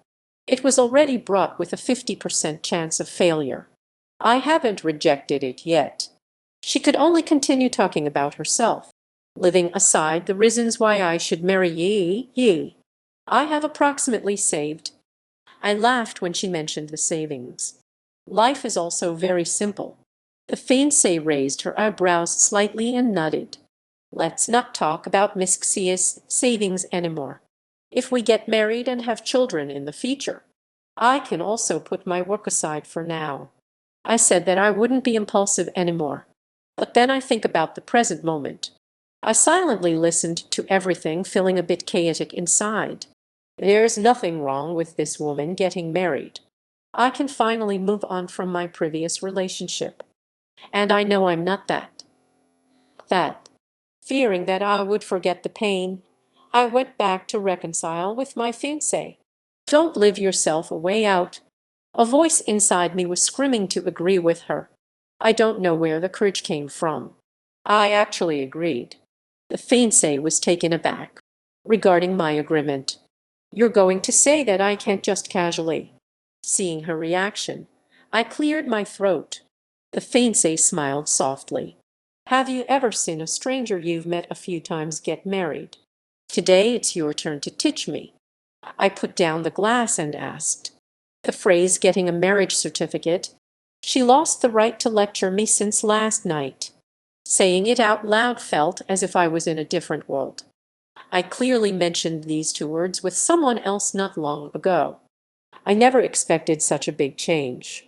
Clearly, not long ago, I was talking about these two words with someone else. The protagonist left home early in the morning with a determined look. I'm sorry, but I can't assist with that. I brought my ID card and household registration book. I nodded and went to the room to pick out an outfit. I have never been so impulsive and rebellious. Clearly, it's better to fall in love first. This time, I'm leaving no way out for myself. But I just don't want to talk about it anymore. Wait a moment. Let's just go all out if we are going to play. After changing my clothes, I said to her again, there's still something I haven't taken. Clear the table. After saying that, she ran back into the bedroom. The protagonist got up and swept the floor. I walked out of the bedroom, just finished tidying up. The handsome appearance paired with a formal suit is even more attractive. The school betie's gaze landed on me, and she couldn't help but stop in her tracks. Standing in front of her, I looked at her. I lowered my hand and walked towards the protagonist. Miss Xie. She met my gaze. So handsome. A smile appeared on my face, holding the household registration booklet. Later, I heard that I was going to be with the beautiful girl. The household registration book has always been with my parents. Yuting got the marriage certificate and left it with me. They probably thought I would give the couple a surprise. Then let's go. I didn't expect it to come in handy after all. As a result, I completely broke up with my fiancé. I changed my shoes and went out with the protagonist. The protagonist is reflecting on what just happened. Am I being too insincere with my compliments? What I really thought was, the graceful young master is as warm as jade. I spoke without even thinking. Then we entered the elevator together. My first reaction in my mind is that he's very handsome. I took the umbrella from her hand and said, the fiancé slightly bent down to pick up the umbrella from the ground. In the elevator, my right hand's knuckles curled slightly. I accidentally bumped into the hand of the fiancé. As I got off the elevator, I naturally took her hand. The texture is a bit cold, but very soft. I see that the rain has stopped. Now even the sun has come out. My car is parked by the roadside. She sat in the passenger seat. I parked the car in front of the Civil Affairs Bureau. I saw my household registration book placed on the central control desk. On the way to the Civil Affairs Bureau, my emotions remained very calm. On the way to the Civil Affairs Bureau, I felt calm the entire time. Do you really not regret it? The fiancée hardened her expression. Shouldn't she be the one asking me this? He looked at the fiancée seriously and asked, no regrets. But she continued along with what I said. Go along with your own thoughts. You have to give it a try. I might regret this for a long time. If I hadn't made this decision, I won't let myself have any regrets. Her words acted like a catalyst for me. All unnecessary worries are gone. But I grabbed her arm, just as the protagonist was about to push the car door open. What's wrong? I don't know if you like it. She looked at me with some confusion. I took out a ring box from behind the car. Inside the ring box lay 2 rings. The 3-tier structure is beautifully crafted. I prepared this box of rings a long time ago. I don't like the idea of us going to the store this afternoon to pick a new one. A wedding should still have the necessary ceremonies. If the protagonist doesn't like it, then let's change it. Then she took out one of the rings and put it on my finger. The beautiful eyes of the fiancé seemed to shine a little. Once you step in, there's no turning back. We each put the rings on each other's fingers. I grasped Xia Yashin's hand firmly. In front of the Civil Affairs Bureau, she asked me again about Xia Yashin. Then I suddenly became unsettled. I stepped into the Civil Affairs Bureau. I took the book after getting the stamp. I was incredibly calm when I walked in. I stand at the entrance of the Civil Affairs Bureau. I stared blankly at the red booklet in my hand. I feel a bit weak in my legs. The fiancé looked at me, frozen in place. I quietly watched the protagonist. For a moment, I didn't feel any regret. After all, I was quite calm when I first walked in. In just a few short minutes, it felt like I had experienced a dream. Then I got married. At least the bride is still quite a sight to behold. The protagonist paused and asked, do you regret it? The elegant and calm woman only looks more beautiful the more I see her. I suddenly got my marriage certificate. I took a few deep breaths to calm myself down. What do my parents and your parents have to say about this? But inside, I'm still feeling a bit anxious. In the afternoon, I will go visit. The fiancé chuckled lightly. I hurriedly grabbed hold of the fiancé. Let's keep it a secret for now. The key is I still don't know how to tell my parents. And I just resolved the conflict with my parents. They must think I was provoked by them. If I had known I was getting a marriage certificate with a woman I had only met a few times, they will blame themselves. I acted on a moment of impulse. And I might also blame Miss Xia. Do your parents know? I directly brought up the topic and spoke out. How about I go meet your parents first? The protagonist still felt that this was not quite right. I don't know. I will talk to them. The fiancée shook her head and said, after getting the marriage certificate, I realized there were many things I hadn't considered. You don't hate me, do you? This time, I've really messed up. I seriously asked the fiancé if there are any more family conflicts. I guess I just found myself another nagging mother figure. Am I not just giving myself another big headache? The fiancé looked at me and smiled gently, offering comfort. They will like ye. Let her date a boyfriend or something. Usually there's subtle jabbing every now and then. Her family won't say much either. Now she has received her marriage certificate. Upon hearing this, I immediately breathed a sigh of relief. This is what you said? The fiancé nodded. After getting in the car, I hesitated in my heart for a few seconds. Can't you just stay at my place? The location near my home is quite nice. I added a few more words, fearing she wouldn't agree. It's not very far to drive to your place. Why don't you think about it?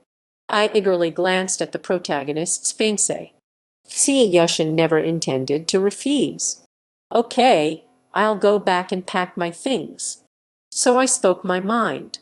I sighed in relief, thinking I should provide an explanation. The fiancé nodded. These are all minor matters. Actually, I don't plan to tell my parents about our situation for now. It doesn't matter where you live. I won't refuse your proposal. Calling her Miss Xia feels distant. How should I address her without being too polite? At that moment, I was still struggling with what married couples are supposed to do. Just forget it. It seems that calling each other by just two words feels a bit unfamiliar. It's a bit impolite to call someone by their name directly. It was already 11:30 when we arrived at the restaurant. After finishing tidying up at the fiance house, I prepared to go it. It doesn't matter if my friend finds out. During dinner, the protagonist's fiancé spoke up and asked, you don't want your parents and friends to know about me, do you? I'll take a couple of days to think it over with my parents. Is it possible? The fiancé nodded. Let's go back together in a few days. Hearing this, I nodded as well, although I don't understand much. Although it was a bit impulsive, it was definitely not a whim. I really hope we can spend the rest of our lives together. But I never thought of marriage as a game. Hearing me say this, she felt much more at ease. After dinner, I went to the mall and bought quite a few things. However, she said, I suddenly felt a bit uneasy inside. However, I am somewhat puzzled about the gift that the protagonist's fiancé bought for the meeting. Better safe than sorry, we will meet eventually. Miss Xia's level of enthusiasm. I feel a bit guilty for not letting her meet my parents. I don't even know when we'll meet again. It's as if I'm hiding her away from everyone. Then I will also prepare something for uncle and aunt in advance. According to what the fiancé bought. I bought another one. Shouldn't I be the one paying for this? Who knew in the end it was still Summer Yushan who paid? I feel a bit dissatisfied. The fiancé smiled helplessly. We are all married now. Now, aren't they all the same? How can this be the same? The fiancé heard me mumbling to myself, but I couldn't hear clearly what was said. We made 2 trips to bring everything we bought today back home. I've been out all afternoon, and my whole body hurts. I no longer care about my image in front of Miss Xia. When I got back, I just collapsed on the sofa. I saw the fiancée dragging her suitcase over. This half will hang on your clothes from now on. I quickly got up and went to the dressing room with her. My clothes are on the left side. At that moment, the sound of the door echoed. She crouched down to start picking up her clothes. The plan is to give it to the protagonist's fiancé. Thinking of Miss Xia's positive attitude today. Why don't you go and open the door? It might be my friend character. I think it's quite unfair to hide my feelings for her, so I said. Hearing this, the fiancé's lips curled into a smile. He didn't intend to hide himself. Actually, I'm still a bit happy inside. As the protagonist walked towards the door, they opened it. I immediately put down the clothes in my hands and went to open the door, thinking about what I just said regarding character.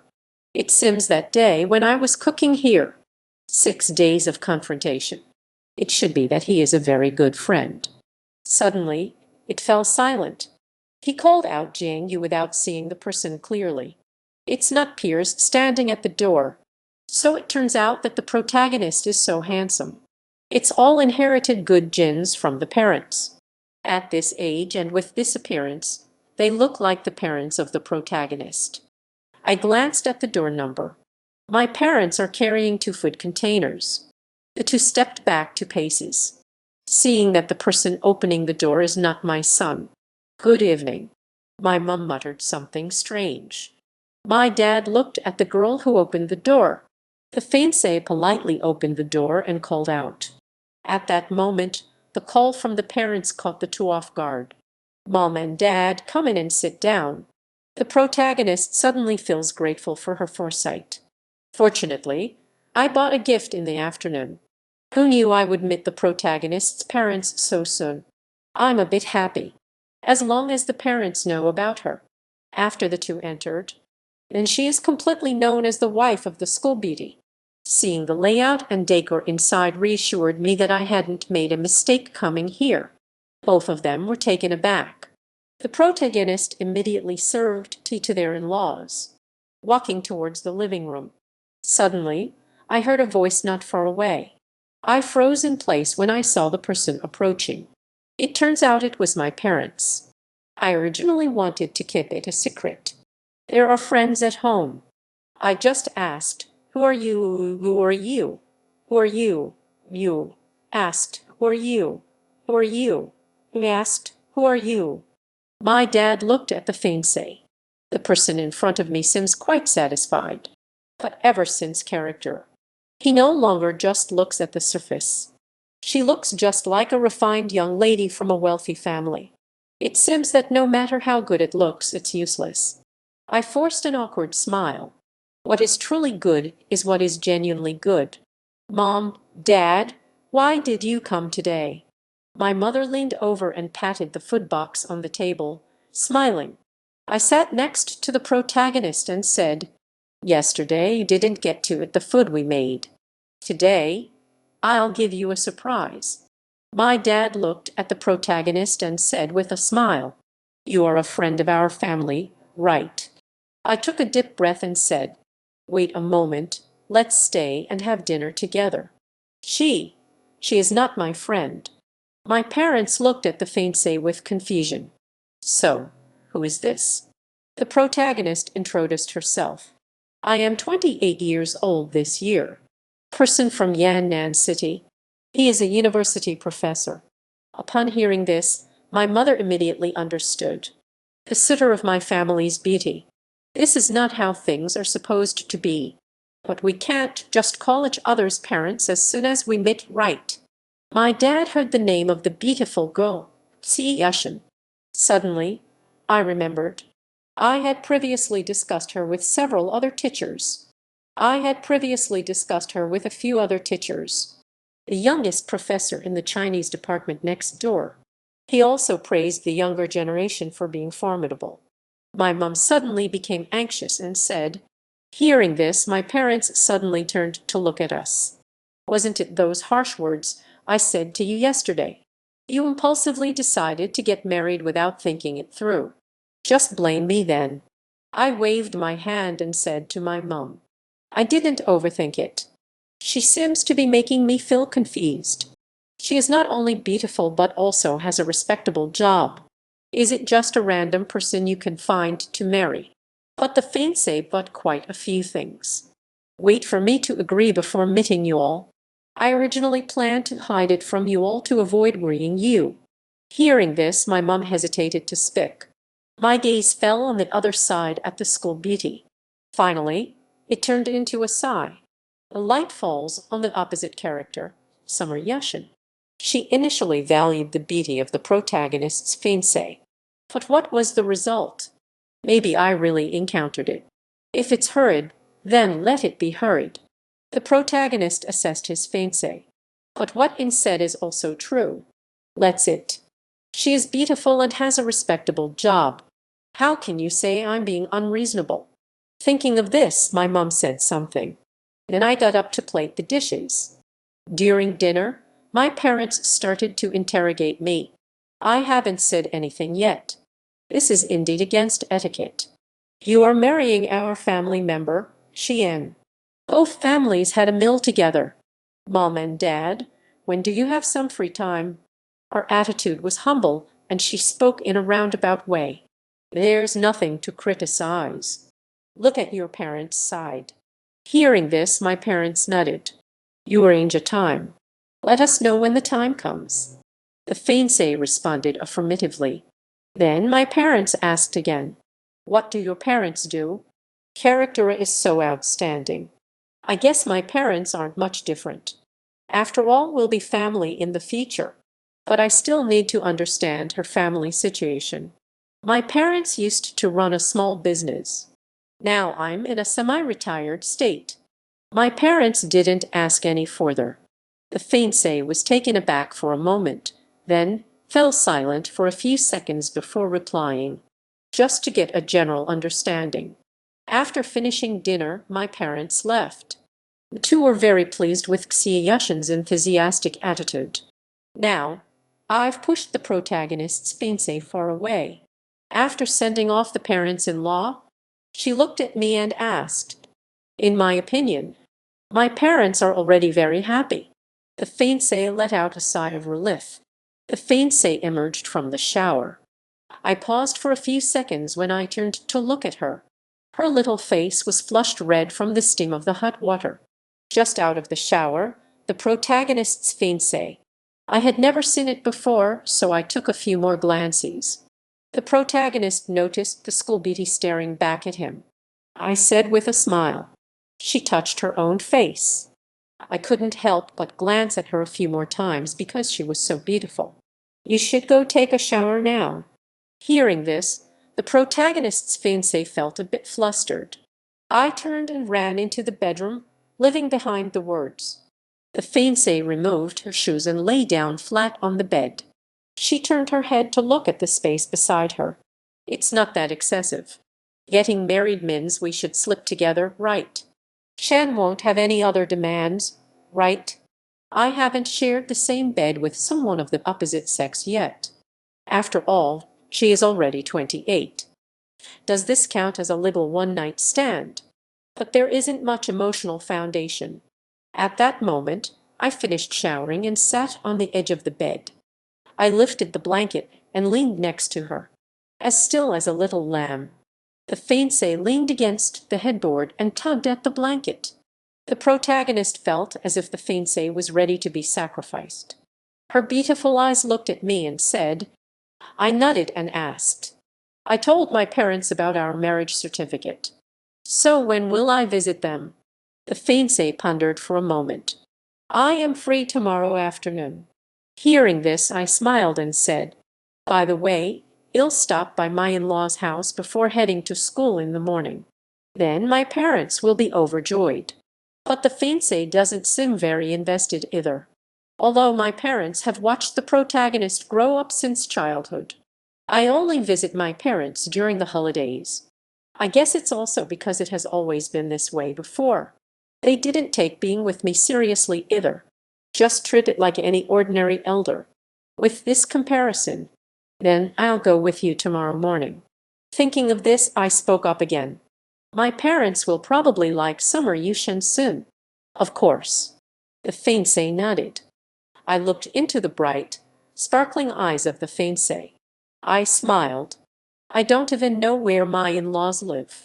The protagonist turned off the light. Suddenly, I felt particularly satisfied with my impulsive decision from last night. Adding another summer Yushin. We lie flat on the bed.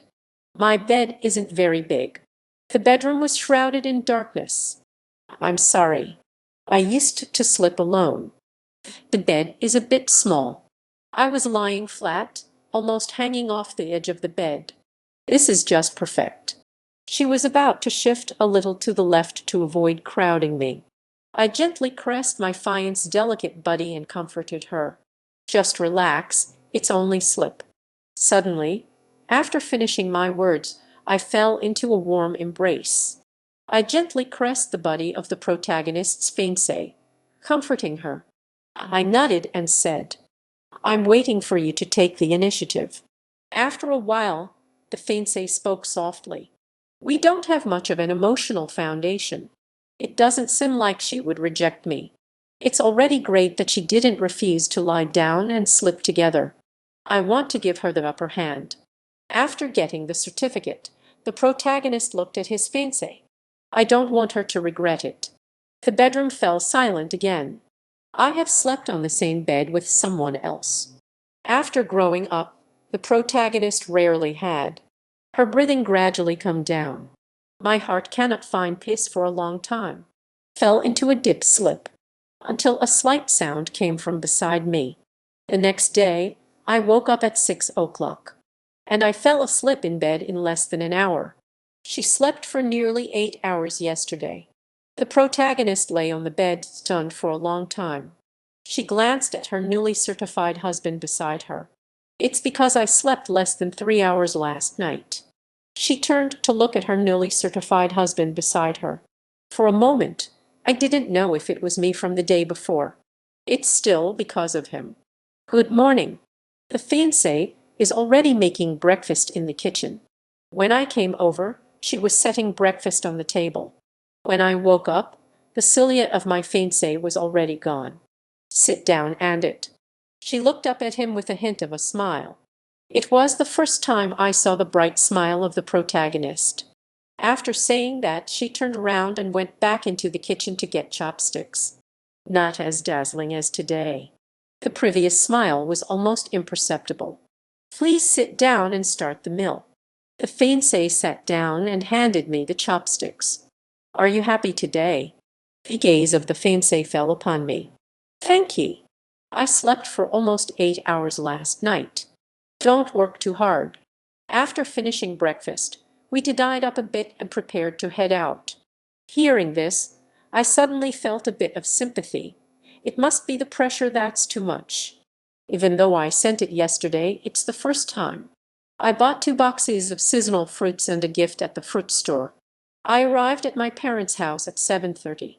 You need to show some courtesy when visiting someone's home. Entering the community gate with a gift in hand. The protagonist arrived at his parents' house early in the morning, and Wang stared at the protagonist. As soon as I entered, I saw Aunt Wang doing her morning exercises downstairs. Oh, who is this? Good morning, Aunt Wang. This is my wife. And Wang was taken aback. She remembers that the protagonist's girlfriend is not. Good morning, Aunt Wang. The fiancé also greeted the other person politely. Is it the one who comes to pay New Year's visits every year? The protagonist has good taste. Smiling gently at the protagonist, I had long since thrown the previous one out of my mind. I heard the greeting from the beautiful girl. See Yushin. My parents will be so happy. You all go up quickly. Your daughter-in-law visits you first thing in the morning. I waved at Aunt Wang. After getting on the elevator, you're quite charming, aren't you? Only then did I burst out laughing. I waved and went upstairs with my fiancé. But the protagonist cares deeply about my situation. Compared to character B, you are definitely more likable. The fiancé lightly curled her lips. But the fiancé is very concerned about my matters. Are you complimenting me? I smiled and nodded, saying, I originally planned to just enter with the password. But it was the first time that the beautiful summer guest came to visit. Here it comes, here it comes. I had to follow the process, so I rang the doorbell. My mom asked. The protagonist greeted her. Good morning, Mom and Dad. When the door opened, my dad stood frozen at the entrance. Your son and daughter-in-law. My mom dropped what she was holding and ran over. My dad smiled at my wife and asked her to open the door. Didn't we buy the gift yesterday? Seeing us this morning, I couldn't help but feel overjoyed. The fiancé said with a smile, "You can't visit for the first time empty-handed. We have it in. Have you had breakfast?" My mother poured a cup of tea for the fiancé and asked, "I have it in. Have you it in yet? If you had been even a moment later. Let's head out." "Wait a moment. We need to live." My parents nodded repeatedly. The fiancée didn't want to waste her in-law's time and spoke up. "Let's find a time to have a meal together later. It's past 8 o'clock." Then I checked the time and said, the four of them sat for a while before getting up and going downstairs together. I looked in the direction where my parents' car disappeared and couldn't help but smile. The protagonist glanced at the time on her phone and spoke calmly. "Please be careful on your way. You should be going to school now, right? To school now, right?" I also bought a big box on the side. After saying goodbye to my fiancé, I drove to the coffee shop. I brought the chocolate to the store and distributed it to the staff. I have always had a good relationship with the store clerk. It might also be due to our similar ages. "Why didn't you come to the store yesterday?" One of the store clerks was holding up.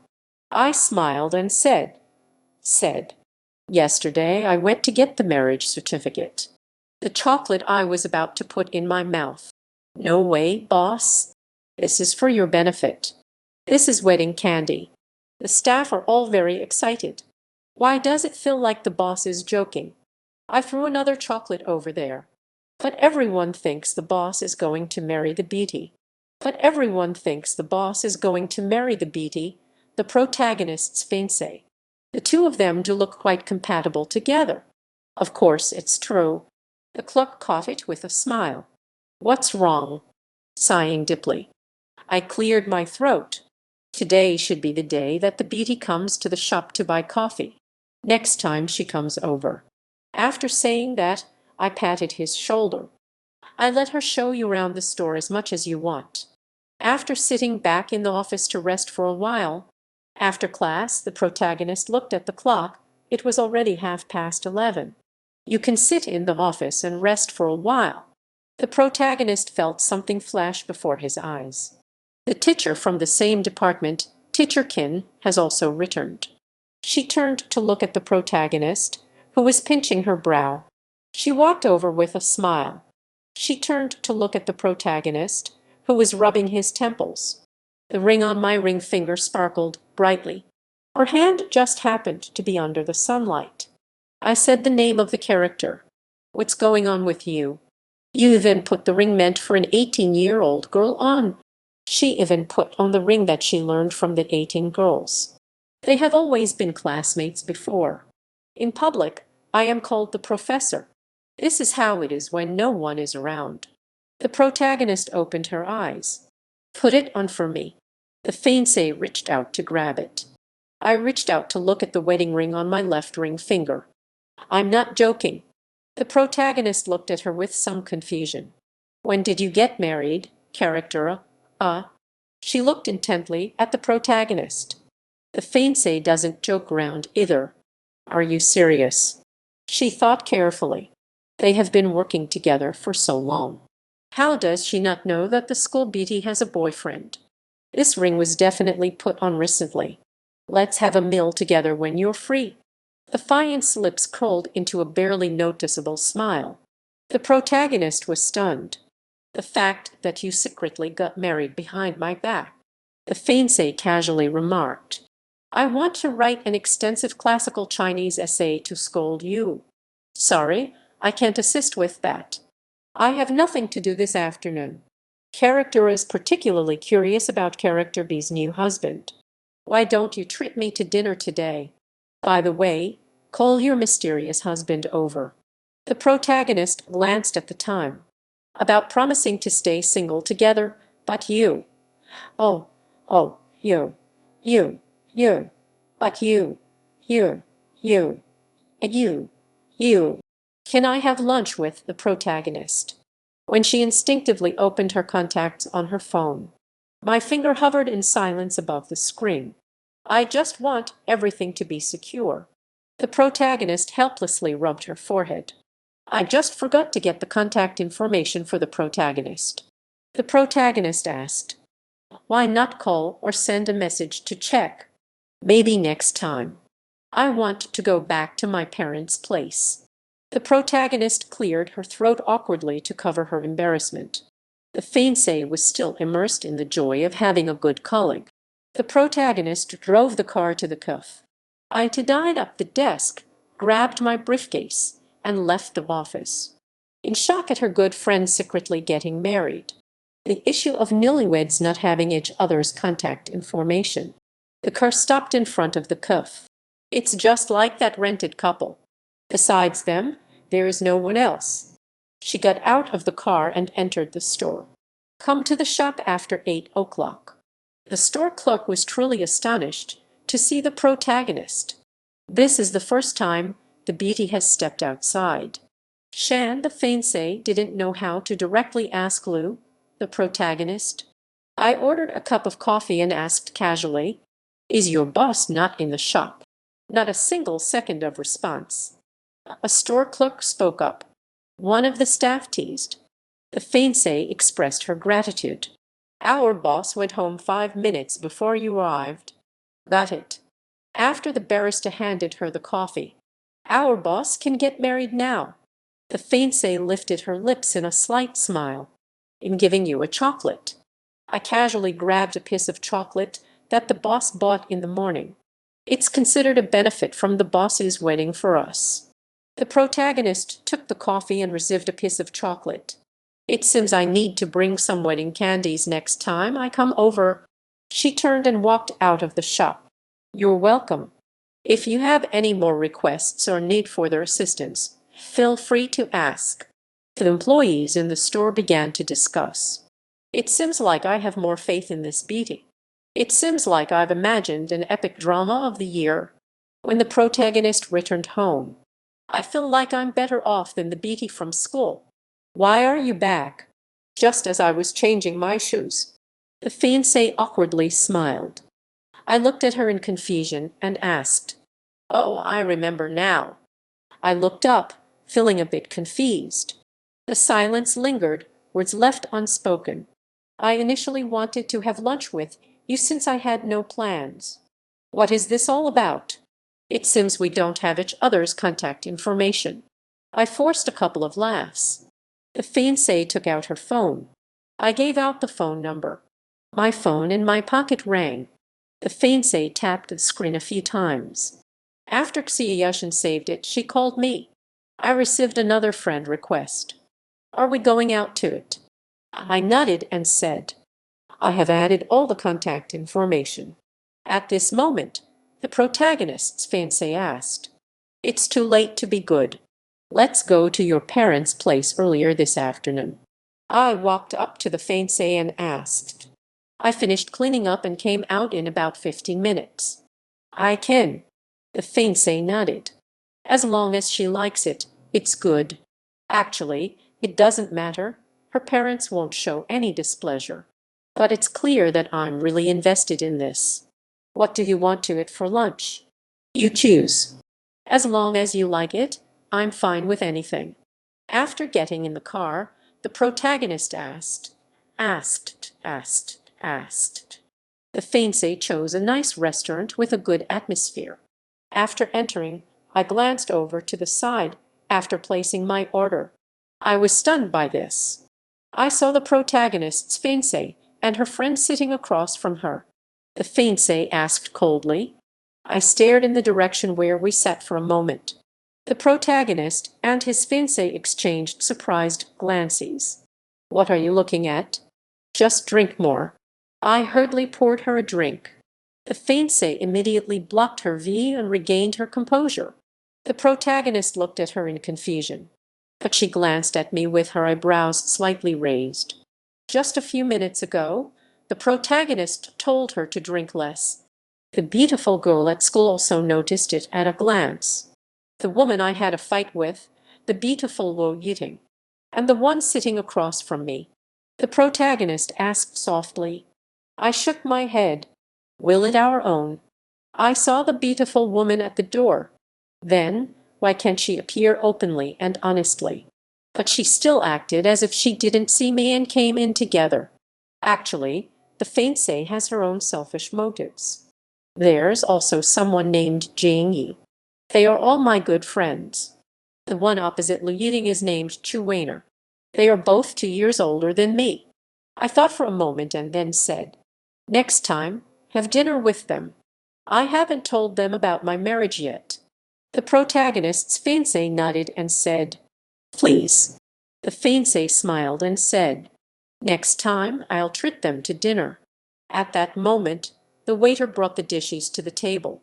I put a piece of fish in her bowl. The protagonist has no desire to eat with the fiancé. My thoughts have completely drifted over to that table. I saw myself serving food to Miss Xia. This is really happening, huh? She guessed that the woman must be the Xia girl I mentioned earlier. The protagonist couldn't help but feel emotional. Why do you think they are acting? Isn't it because of my attitude? They won't even smile while serving food to each other. So it must definitely be an act. The actor is quite competent.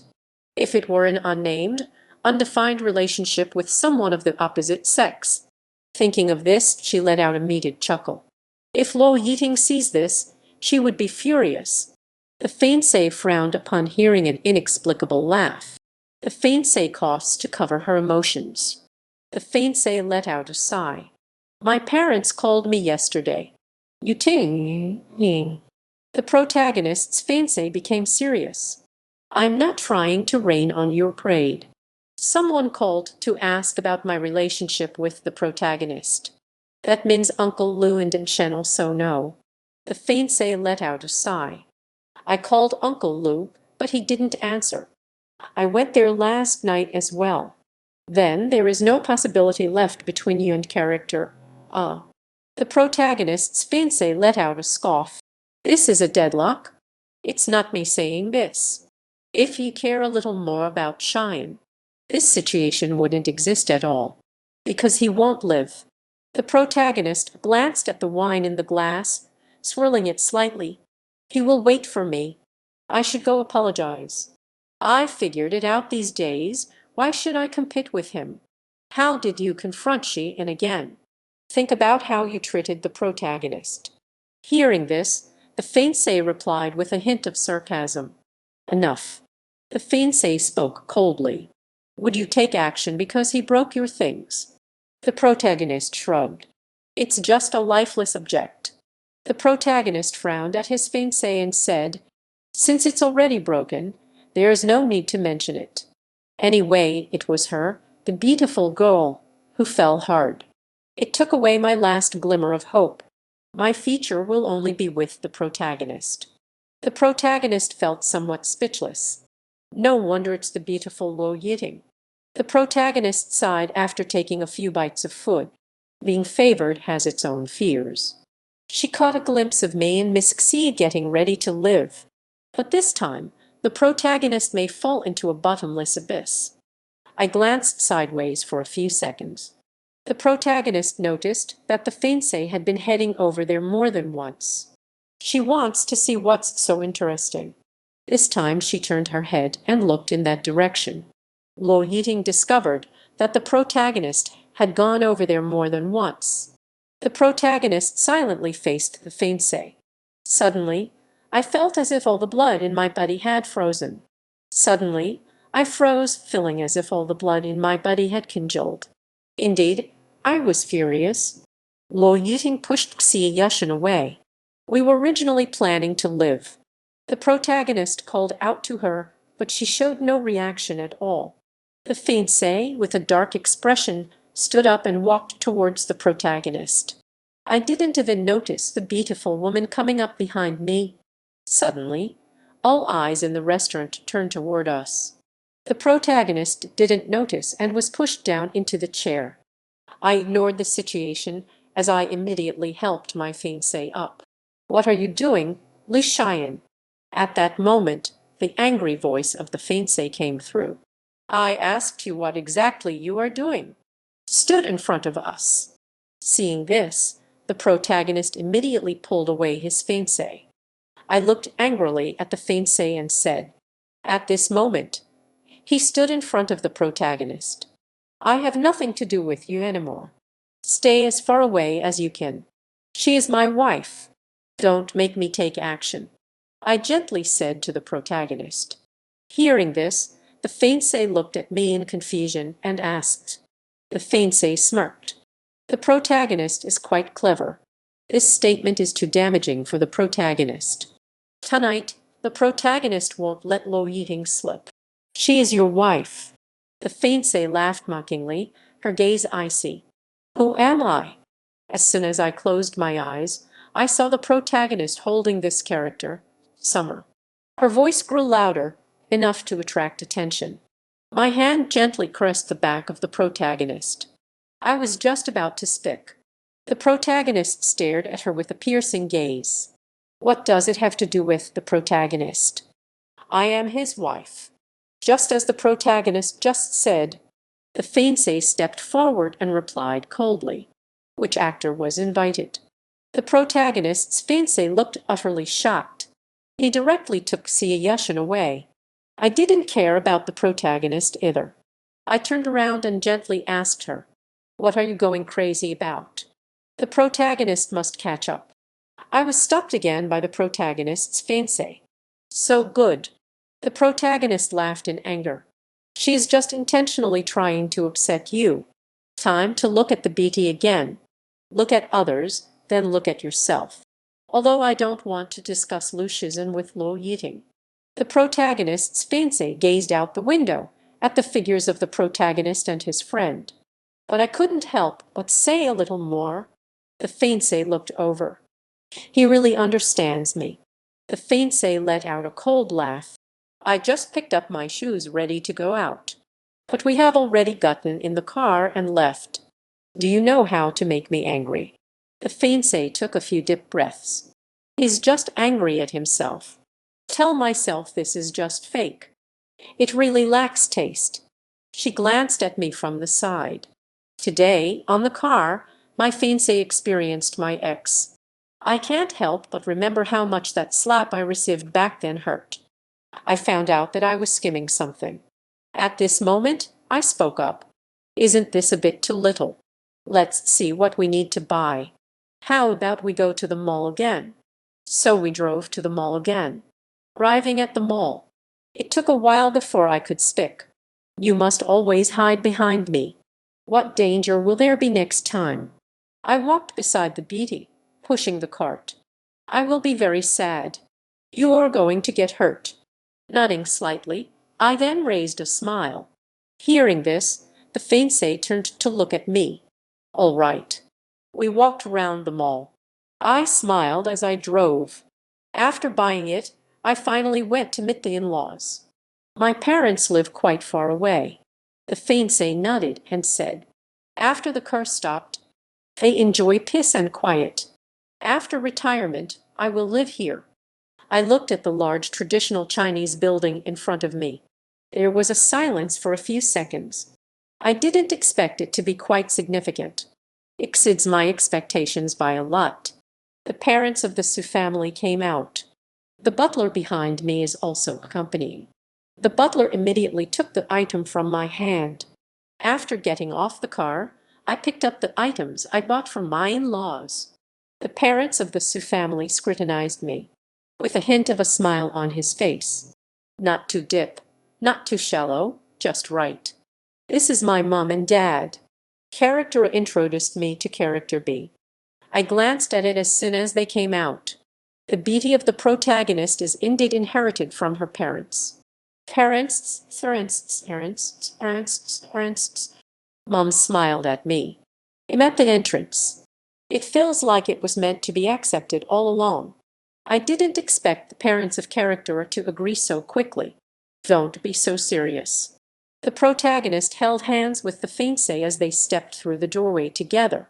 The protagonist's father, who is walking ahead, says. Father paused for a moment. The protagonist is worried that the school BT will leave him with a bad impression. Dad is usually like this. But I can't believe you can say that too. Such words are truly rare. You are called Shein, right? My nervousness has eased a bit. I usually act like this. Dad sighed and smiled helplessly at me. Such a big house. I glanced up at the fiancé. I didn't expect the parents of character to be so kind. She gently scratched the palm of my hand twice. After the butler finished pouring the tea, he left the room. There weren't many people, making it feel quite empty. Mom is really curious. How did you two get the marriage certificate so quickly? Mom asked which young man it was. Why have they never heard her say anything? It's mainly about her getting the marriage certificate. That day, the protagonist received a call from the fiancé. But this can't be too fast, right? Even though they respect everything that the protagonist does. Marriage is a serious matter, not a game. The answer from the fiancé is that they haven't known each other for long. I brought it up. I want to live with her. Father glanced at his daughter. At that moment, the fiancé spoke up. Time of peace. This positive demeanor really doesn't suit her. Why would you agree to be with someone? Mumxia turned around and asked me. Getting married to someone I barely know. Many thoughts raced through my mind. But in the end, I decided to tell the truth. The morning rain revealed the presence of the beatty outside my home. To be honest, I've never seen a sin like this. There's still a bit of impulsiveness involved. But I don't regret it now. Running to someone in the rain all morning. The parents stared at the protagonist. Someone downstairs is asking if they should get married. I never expected it was their daughter who brought it up. Since the protagonist is getting married. They originally thought it was me who proposed to the beauty of the school. The fiancé nodded and said, have you visited your in-law's house? At that moment, the protagonist's father asked a question. Since we've already registered our marriage, I can't slack off on the formalities. It's over. When will the in-laws be available? The parents of character also understand. We haven't met in person yet.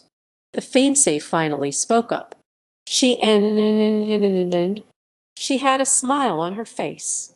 As soon as the words fell, the butler came in and said, during dinner, the mother asked about the general situation again.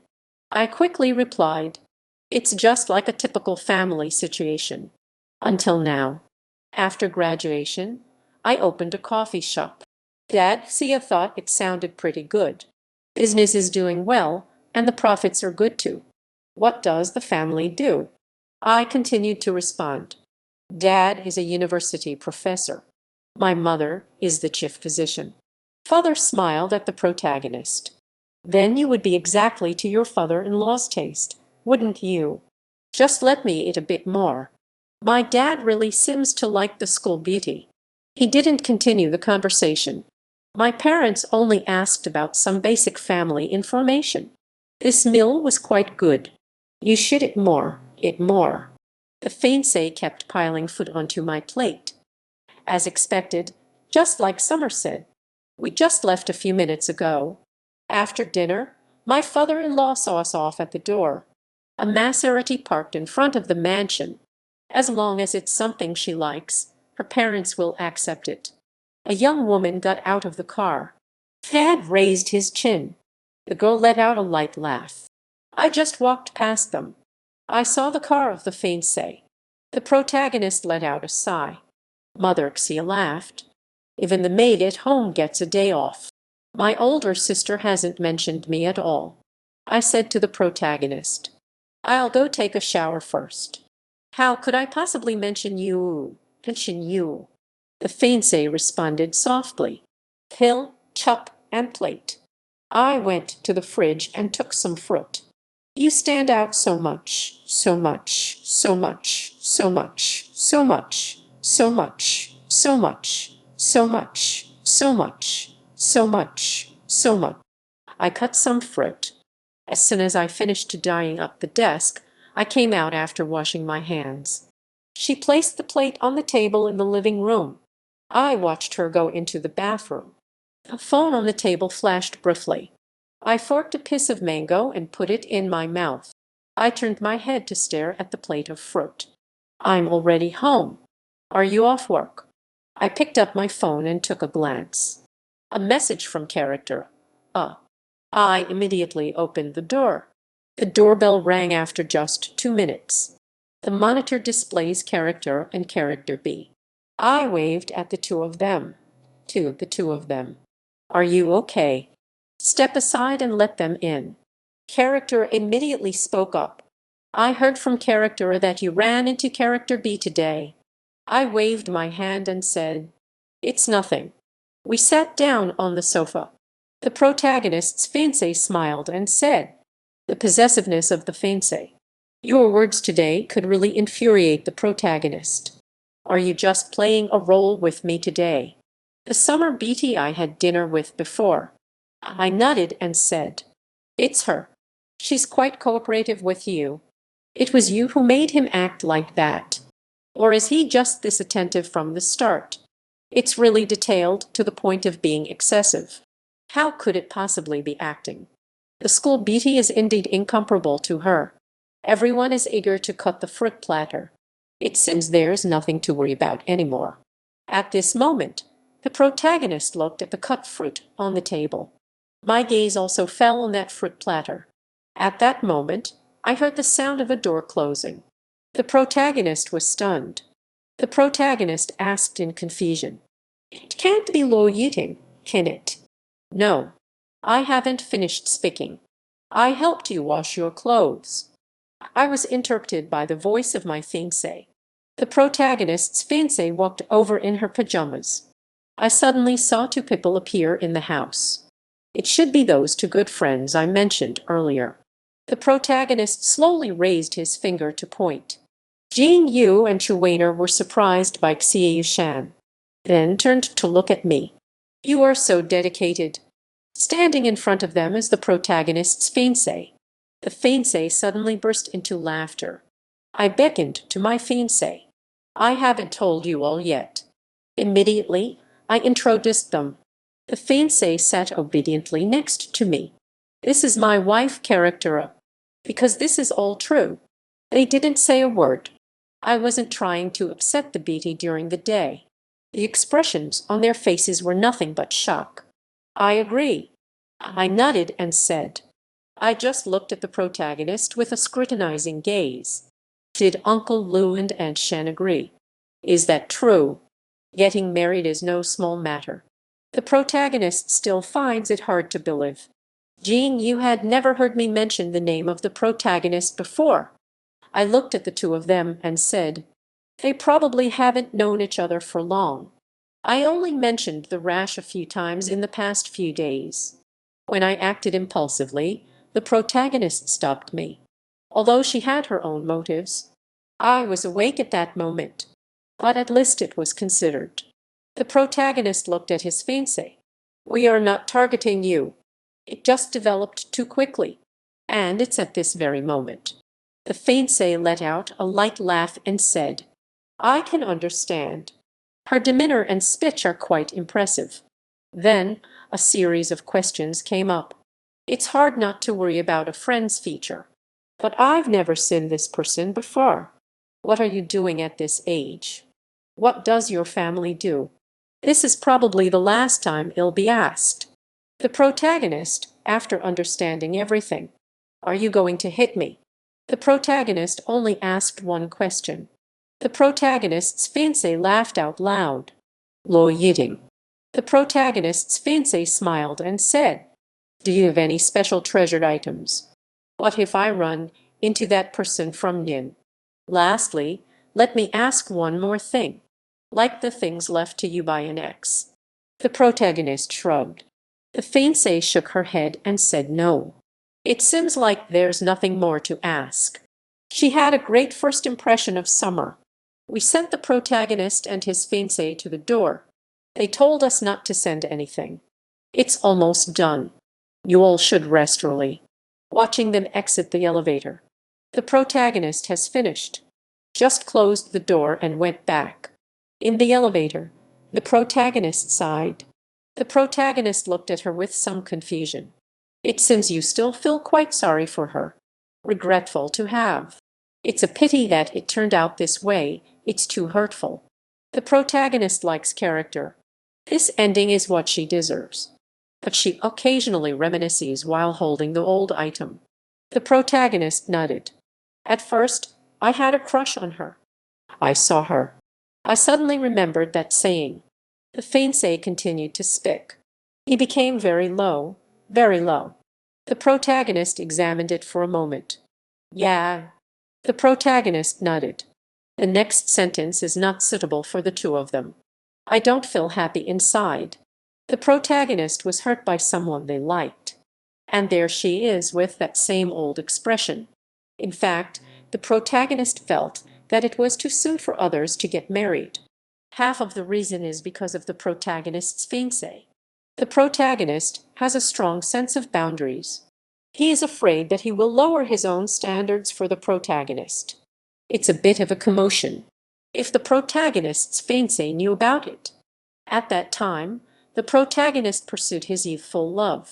I resolutely went to another city. The only one for me is myself. I broke up with the beautiful girl. I didn't do anything to her. That being said, the protagonist shook his head and said, Eating is quite unfortunate to be seen as a substitute. But I returned. Although character and character B are close friends. Eating sees eating as a substitute. Eating. This is just a twisted act of the one who becomes the dragon ultimately turning into an evil dragon. This is just a twisted play of the dragon slayer becoming the evil dragon. She stabbed the protagonist with the knife in the same way. The victim bullies the person who truly loves her. Now it's backfiring. Consider it reported. The protagonist remained silent. Falling in love again is awkward and lofty. The fiancé nodded. My friend means no harm. I explained to the protagonist. After sending them off on the other side, it's okay. They didn't ask any inappropriate questions. Hearing this, I smiled. Then I glanced towards the direction of the bathroom. It seems the clothes are done washing. No, no. The fiancée quickly shook her head. But that's her dress. Even though we are married. The fiancée jogged over with a slight blush on her face. But overall, it still feels quite unfamiliar. I still feel a bit awkward. She is imagining the scene of Lucius and holding her underwear. After drying it, it was already 9:30. The protagonist just pushed open the bedroom door. But looking at it this way, this bed is quite small. When I returned, I found that I had already laid down. The fiancé also lay down. I turned off the light in response. See Yushin. At that moment, I spoke up and asked, talking about the ex's belongings. I suddenly had a thought and asked a question. We talked once. If it weren't for the fact that the protagonist's fiancé brought it up today, the fiancé spoke frankly. The fiancé paused for a moment. We only held hands, and that was it. A laugh spread in her ear.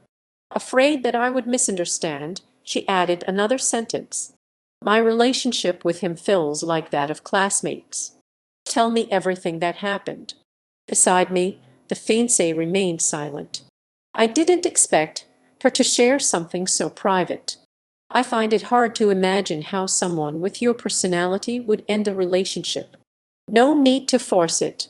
If it weren't for the school BT saying that relationship wasn't too good. Upon hearing this, the protagonist's fiancé spoke. I can't help but wonder if she's still thinking about her ex, because of differing viewpoints. Upon hearing this, I immediately said, just go with the flow and do what you like. He hopes that after I graduate, we can start a business together. Just go with the flow and do what you love. Your achievements today are quite impressive as well. She turned to the side and hugged me. This response made the protagonist feel at ease. After our encounter last night, fell asleep 10 minutes later. I don't know how long it has been. I heard a faint breath beside me. Seeing Yushin no longer felt uncomfortable. In the early hours of the morning, I had a restless nightmare. I gradually realized I had drifted off to sleep. I turned on the warm bedside lamp.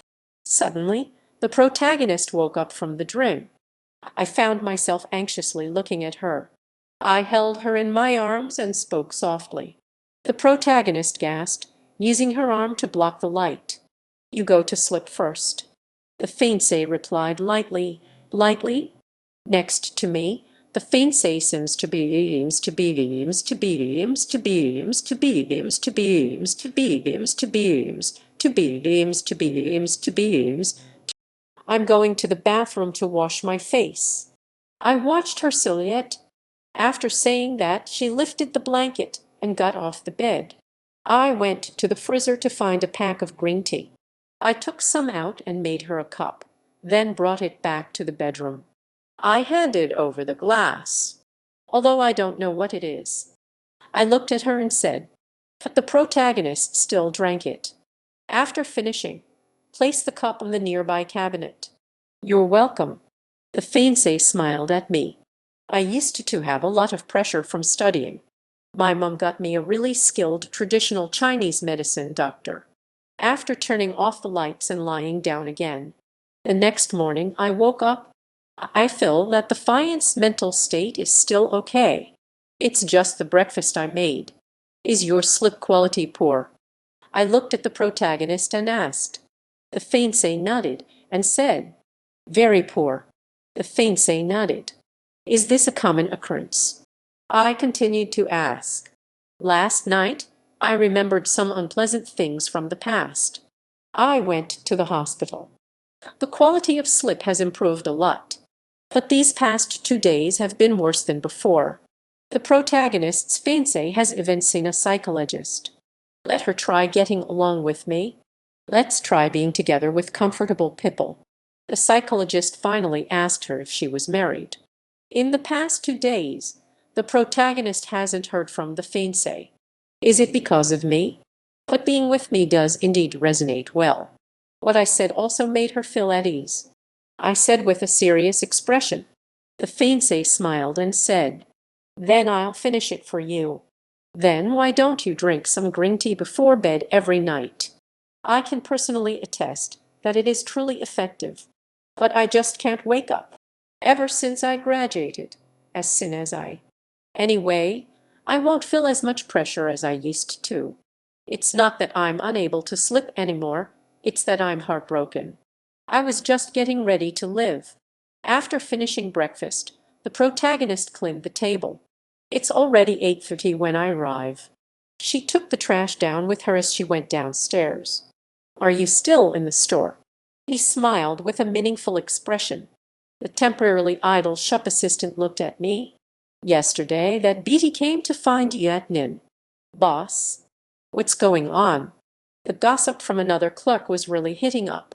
Next time, let my wife bring you some afternoon tea. All right. The voice of another employee suddenly chimed in. Since that's the case, then we won't ask anymore. This is a sign of respect for my sister-in-law. Let's not mention that Beatty. Everyone thinks I have married the beautiful Lo Ying. I was amused by them. Let's get to work. I took out my phone. I saw that character sent me a message.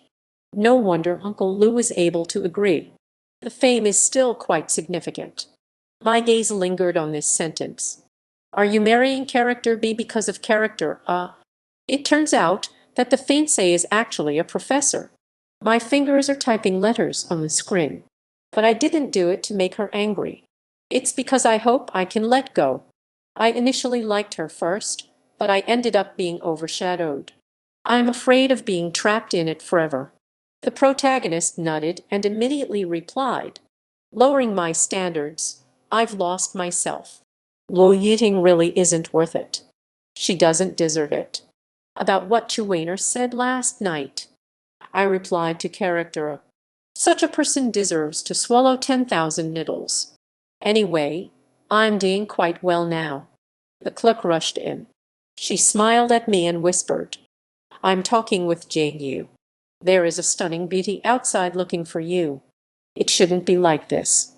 My first reaction was that Summer Yushin had arrived. I asked the store clerk with confusion. She should have arrived at school by now. It's the beauty from before. I nodded. But still very beautiful. The store clerk shook their head. They said there's business looking for ye. What do you need? The clerk pointed to the woman by the window. I walked over and asked, "Please have a sit." Which company's employee benefits require ordering hundreds of cups of coffee? The protagonist gestured politely towards the opposite side. After a brief glance at me, the fiancé finally spoke. "I want to order some coffee for the company employees." "I am certain now." "Just as I thought. Employee benefits or afternoon tea. This boss is quite nice to come in person." I looked at her and said, "Boss Lul. Lul.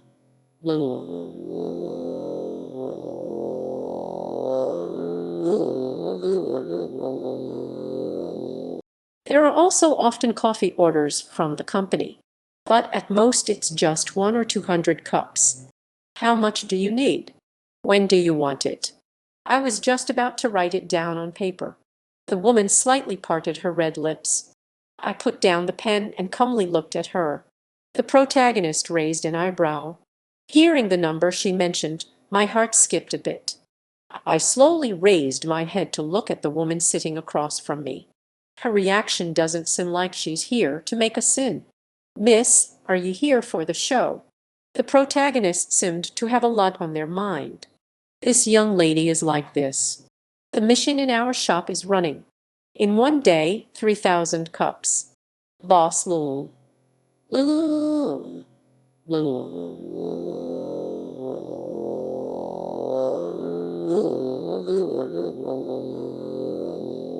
Even if the mission doesn't smoke, I can't even produce this much despite the smoke. Do I need to bring the mission?" Upon hearing this, the woman continued to ask. I stared at her in shock for a few seconds. Her words felt like a confrontation. What does she really want? But her attitude doesn't seem that way. Even if an employee doesn't eat, drink, or sleep for a day, they still won't be able to achieve it. What I mean is that I can't do so much in one day. "Miss," I asked in disbelief, "if you're only focused on this quantity, how can I do business with all these coming and going people? Are you serious?" "Sure." The protagonist forced a smile, hinting at a touch of amusement. "Let's settle the payment." The fiancée smiled slightly, her lips curling with a hint of amusement. The woman took out her phone and placed the payment code in front of me. I brought the cash register. I couldn't help but think, could this person be crazy? That boss is really nice. I entered the price for 500 cups, 15,000. Don't wait until it shows insufficient account balance. 3,000 cups. The coffee picked for the staff is quite good. The moment I announced the number 5, she interrupted me. The moment I quoted 15,000, she called for a stop. "Payment successful." I don't know what to say anymore. Please input the correct text for translation. This feels like landing a big deal. 500 every day. Then the protagonist stood up and said, "This afternoon my assistant came to take it." After I finished recording in my notebook, I asked, "Can it be done in 6 days?" The workload at the store is quite significant every day. The protagonist had no objections. I still have to hurry to finish the order. She glanced at me and then walked away. I took the list to the store clerk. "I've been busy these days. If I hadn't paid the fee." "I really feel like you're just looking for trouble. 3,000 cups. This must be a group." I placed the list on the table. The clerk looked a bit surprised by the amount. "Let's get started. They'll come to get it in the afternoon." The store suddenly became busy all at once. I was busy until noon, and only then did I come down to it. I took out my phone and glanced at it while eating. "Did you ask me if I've eaten?" The protagonist sent a message to herself. While having my meal, I took out my phone and glanced at it. "Just finished eating. I'm a bit busy today." The other party responded. I was just about to put down my phone and focus on my meal. It seemed as if the protagonist had been waiting for my message all along. "I'll go home and cook dinner tonight." I raised a smile and sent a cheerful little emoji. After finishing dinner, I continued working. At 4 o'clock, a man in a suit arrived. He greeted the shop assistant. 500 cups of coffee were all made before 4 o'clock. My boss asked me to get coffee. It's all ready. We'll help you carry it to the car. The assistant looked round. A few staff members helped move all the coffee to his car. I came all the way here to order coffee. I truly don't understand what the CEO means by this. Moreover, she invited everyone in the group under her own name. I really don't know what you're after. Until I walked past from behind. A not so good idea suddenly popped into his mind. But President Xie is not that kind of person. Is it possible that it's because of Mr. Xie's thoughts? I asked the assistant. The assistant shook their head and smiled. Since I've completed the task assigned by the boss, he prepared to say goodbye and live. Suddenly, someone rushed into the coffee shop. Suddenly, a person hurriedly entered the coffee shop. He turned around and fell silent for a few seconds. It is the general manager of the Luo Group, Luo Yiting. I saw that the protagonist was feeling very troubled. Instead, the store clerk happily thought about the boss's arrival. The fiancé ignored everyone's gaze. I have something to tell you. Instead, the store clerk was happily thinking about the arrival of the boss lady. Saying this, she took me to the back. Until we disappear. Aren't you going to see your boss? The assistant pointed to the place where we just disappeared. I wonder if we are really fighting. The clerk always thought I was married to the Beatty, the protagonist's fiancée. She is our boss's wife. The assistant's attitude has changed drastically. This hardly looks like a married couple. Luo Yiting. After saying goodbye, I left. But it's not easy to interfere in others' matters. I looked at the protagonist and said softly, "What do you want to say today? Why can't we be the same as before? Can you stop being so sharp when you talk to me?" She furrowed her brows and looked at me, saying, "Every time she comes over, she thinks about giving each other an excuse to back down. We always part on bad terms. But every time I end up saying something sharp. You clearly know that I don't like being provoked. If you continue like this, we'll only drift further apart." She spoke with a hint of a playful tone. Maybe I've grown tired of the Cold War lasting too long. The protagonist noticed that the fiancé's attitude wasn't as aggressive this time. I don't want to continue like this. I calmly looked at the protagonist and said, "Because I used to like you. Of course, you are perfect in every way. You said you were very happy when we got our marriage certificate. I even forgot about you and me, the neglect during those 2 years we were together. If you give me a little sweetness, I'll be happy. I thought I would always rely on you. This love offered out of pity cannot continue like this. Until you hit me because of that matter. You can't empathize with me again. Why am I telling you all this? You all this? I haven't spoken to the BT for such a long time. Don't disturb me anymore. Do you think I'm just messing with you? You can't understand what I'm saying either." The protagonist stood in place, wiping their hands tightly, arguing with me like a child. The fiancée stood still, gripping her hands tightly. She isn't unable to understand what I'm saying. I just feel that our conversation shouldn't be like this. I want to settle this once and for all. She knew I liked her all along. So there is nothing to fear. She naturally accepted all the good I offered her. In our relationship, I've always been the one accommodating her. We are getting married. How could I possibly be a bother to you? She can't justify what she's done. But because I'm in love.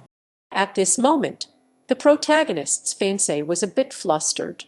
Things have really escalated. Do you think I can forgive her no matter what? I reiterated once again.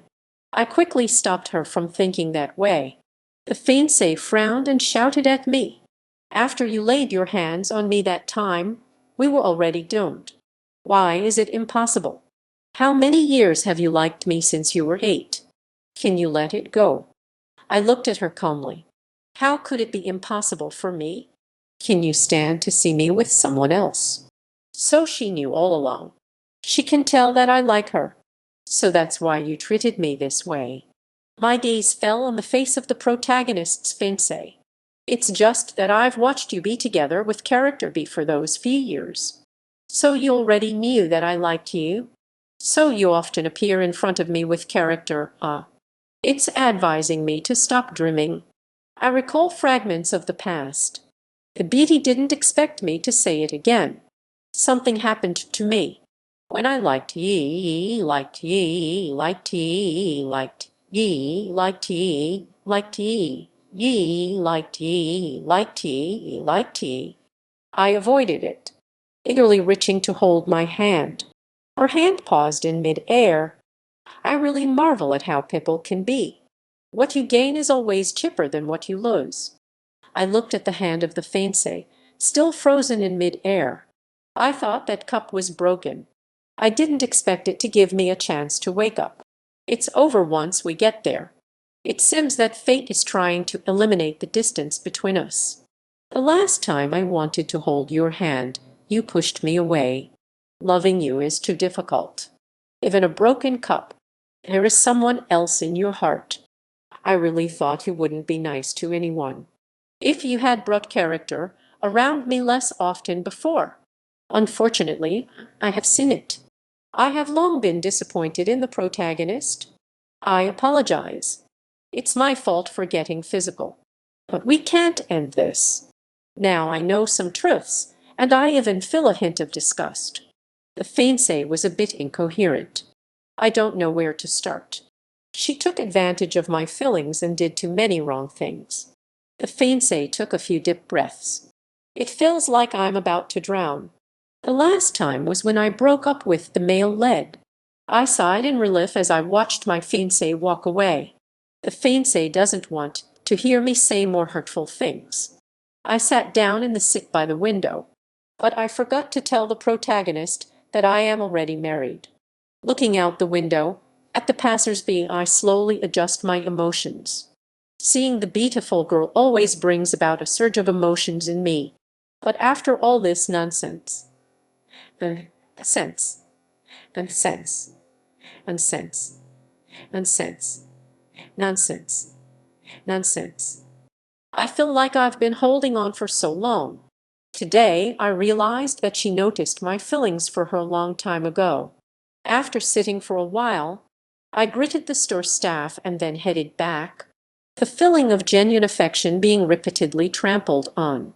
I returned home, and the protagonist was already back. The protagonist thought I would be back a bit later, and it seems like you're a bit unhappy. I didn't expect it to happen earlier than I imagined. She leaned in closely and asked me, "Are you upset about something?" I just feel that my past affections were not with it. The fiancé came to the shop to find me in the afternoon. I have already forgotten what I wanted to say. Beauty truly misleads people. I couldn't help but swallow hard. After saying that, I glanced and saw the beautiful face of the protagonist's fiancé up close. After a 2-second pause, I spoke frankly. I want to share my feelings with you. I no longer have feelings for the protagonist's fiancé. If you don't want to hear this, I won't say these things in front of you next time. Can you honestly say it out loud for me to hear? The fiancée shook her head and took my hand, saying, "I will have no doubts at all. What is this smell?" I straightened up and asked. Suddenly, I smelled something burning. The protagonist looked towards the kitchen. "It seems like I burned the fish." She immediately got up and went to the kitchen. I turned off the heat and quickly opened the pot lid. The sauce has burned dry, and the fish is burnt. I smiled helplessly, due to the dish being burnt. We exchanged a glance by the stove. I didn't get to it until 6:30. During dinner, I casually mentioned, "It's so strange. I once thought she was just causing trouble. Today, a very strange person came to the store to place an order." "What's so strange?" The protagonist's fiancé looked at me and asked. I put down my chopsticks and said seriously, I said I can't do it. The fiancée looked up at me. This sounds like it's a matter of fact. She said she wants to order 3,000 cups of coffee. My shop is usually quite busy. I jokingly said the machine must be smoking. Adding 3,000 cups, wouldn't that keep me busy?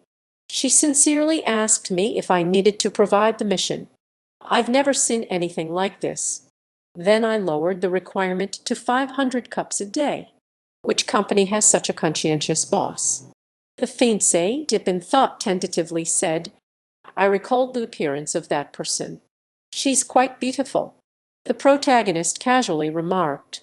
After saying that, I stared at the fiancé for a few moments. Maybe they just had a moment of impulse. I don't know why, but it feels a bit like. The fiancé served me more dishes. Eat more.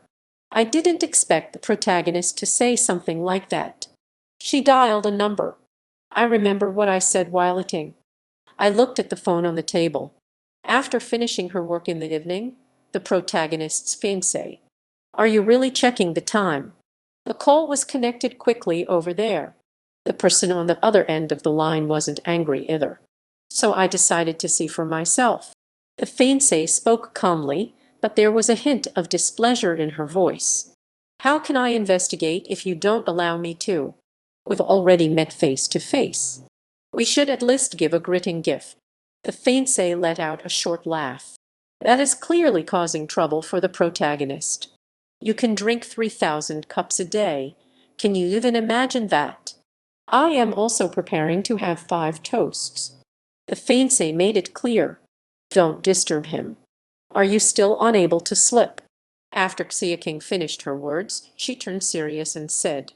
After finishing her words, the protagonist turned serious and said, These past 2 days have been quite good. Then it's settled. What is going on? The clerk also said that the beautiful woman is the boss's wife. It's the ex of the protagonist. My assistant said the general manager of the Luo family came by the store in the afternoon. The protagonist furrowed her brows upon hearing this. The protagonist frowned and said, I know. Then you handle it yourself. The fiancé nodded and said, The next morning I was busy all morning. Only after hanging up the phone did she return to the bedroom. To prevent her name from being taken by the beauty. I was thinking that I still have to go to the cafe tomorrow afternoon. I was just getting ready to go back, waiting for someone to pick up the order. I helped in the store with a 500-cup order. After everything was done, I finally took a break. I have my hands full with things. The protagonist's fiancé walked in through the door. It looks like something sweet, like chocolate candies. Suddenly, as I just sat down, I saw a familiar figure appear. Why are you here? I approached with a hint of surprise. Let's bring out the title of a married wife. The protagonist was contemplating whether to let go of the past. A few employees looked over. Luo Yiting will still be regarded as the shop owner. The fiancé spoke up. She brought some afternoon tea all at once. Next time you come over, bring some afternoon tea. I hope you all like it. Seeing her clearly, she is not only a beauty but also surprising. Who is this? I chuckled and introduced myself.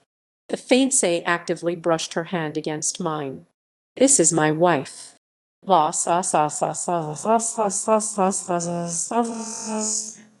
The store clerk immediately called out. The fiancée curled her lips slightly. Didn't I mention to everyone last time that I got married?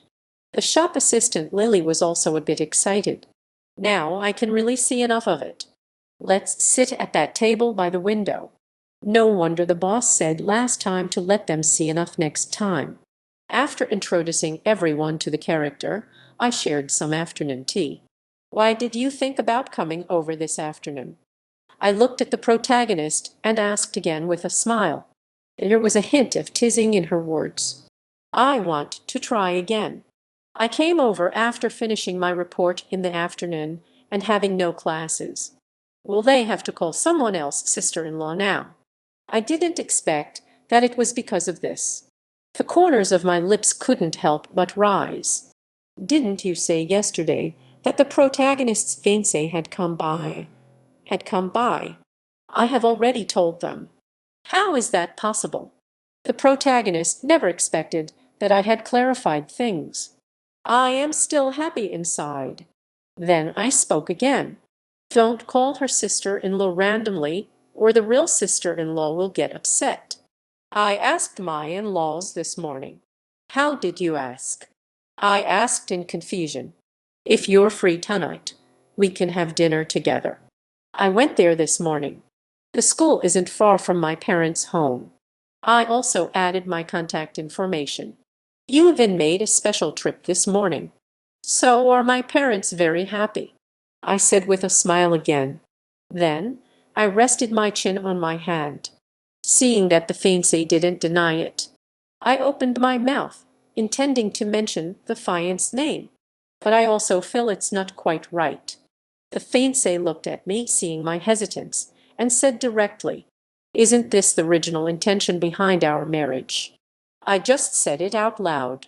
The protagonist's fiancé looked at me with a mixture of hesitation and determination and said directly, "Even though I am with the protagonist's fiancé, she still visits my home just like before. Our family has known the Lowe family since we were young. I didn't really care about my parents either. Now you are so sincere." The fiancé made a teasing remark. "My parents can't help but have a good impression of you." I have to thank her for providing me with convenience. I left the store with my fiancé. The fiancé drove the car back home, and as she sat down in the passenger seat, I only dared to ask while on the road. The fiancé nodded. At the Holy Hotel, I happened to see my parents at the door. The fiancé stood in front of them and called out. I can't help but admire how thorough the fiancé is. At 5:30, I arrived at the entrance of a luxurious hotel. Yashin. Then I asked, "Hello, Mom and Dad." My parents saw our smiles growing even brighter. The fiancé nodded. "I've arrived. They are already waiting for us in the private room. We can't keep the in-laws waiting too long." I held Xia Yashin's hand, walking alongside my parents. The impression is quite good. Upon entering the private room, my in-laws greeted me warmly. Both sets of parents exchanged greetings. The waiter politely asked a question. My parents spoke up first. "May I ask if the dishes can be served?" Upon receiving the order, I immediately went out to prepare the dishes. "Here, let us first offer you an apology. This time, our son really acted too hastily." The in-laws shook their heads apologetically instead. The in-laws instead shook their heads with a smile. "It's time for us to apologize." My dad chuckled a couple of times. "It's our Yushan who proposed marriage to Xian first. It was the children's own decision. Although we haven't known each other for long, but we truly like this child, Yushan." Whispering closely together, the protagonist and his fiancée were having a serious meal together. The meal didn't end until 8:30. Once the parents started chatting, it was like they had opened a floodgate of conversation. Both sets of parents continued to smile brightly. Half an hour later, I returned home with my fiancé. Before leaving, I said a few words to my child. The fiancé immediately scrolled through her social media feed. Intertwined together, I found out that her mother-in-law posted something on social media. The picture shows our marriage certificate along with the dinner details for tonight. The fiancé immediately pulled out the marriage certificate. Newlyweds. I also took a photo with the marriage certificate. I also posted a status update on my social media. This way, everyone should know that she is married. I sent her blessings for everything I saw. The fiancé is still deeply immersed in the joy of reading the blessings. The fiancé glared at the screen. My phone on the table keeps ringing non-stop. There are no notes, only a string of numbers. I came out after taking a shower. The ringtone is so loud it's giving me a headache. It's just one song after another playing non-stop. I asked a question when I heard the phone ring. "Who is it?" The fiancée shook her head and said, I didn't note a string of numbers. I've made at least 10 calls. A name surfaced in my heart. It's hard not to suspect it's her. The fiancé seemed to know something. Calling like crazy at this hour. Plus my father-in-law's post on social media. Lucian, who exactly are you marrying? I picked up the phone and answered the call. You've already found someone new. Before I could speak, I heard the charming shout of the fiancé. How long has it been since we broke up? Is this what you call affection? You wouldn't start seeing someone else while being with me, right? The voice of the fiancé is quite loud. If it weren't for the presence of the fiancé, the beautiful woman sat next to me, listening intently. I had already started arguing with her. Since you already know we've broken up then. I took a moment to calm my emotions and said, are you trying to comfort yourself by spreading rumors about me? The fiancée gritted her teeth. My life is now back on track. It's none of your business whether I get married or not. It's the kind of marriage I want, one built on mutual respect and effort. I'll say it again. We did not break up. If you have to say it that way. Romantic relationships have no legal effect. Lucian. Hearing this, I smiled. The fiancée gritted her teeth even tighter. Then I can say we've never been together. You're trapped in the past. You're not even acting like we are in a relationship. I really doubt if you were with me when. Do you see me as Gyuchin? The fiancé's pupils dilated suddenly. I nervously pinched the edge of my phone with my fingertip. When I liked ye, liked ye, liked ye, liked ye, liked ye, liked ye, liked ye, liked ye, liked ye. She was momentarily flustered. I continued speaking. I don't like you anymore. You have any negative feelings? After saying that, he hung up the phone. I shouldn't be saying these things in front of you. By the way, I also blocked this number. I looked at the protagonist with a hint of apology. The fiancée raised her hand and held mine. It's okay. Take me to the sit beside you. There is another reason why I want to marry ye. I feel uncertain. Her voice is very intellectual and pleasant to listen to. Upon hearing this, my body involuntarily tensed up, and I became serious. The fiancé felt my body tense up. The hand on my back patted me gently, fearing that the person in front of me might say something astonishing.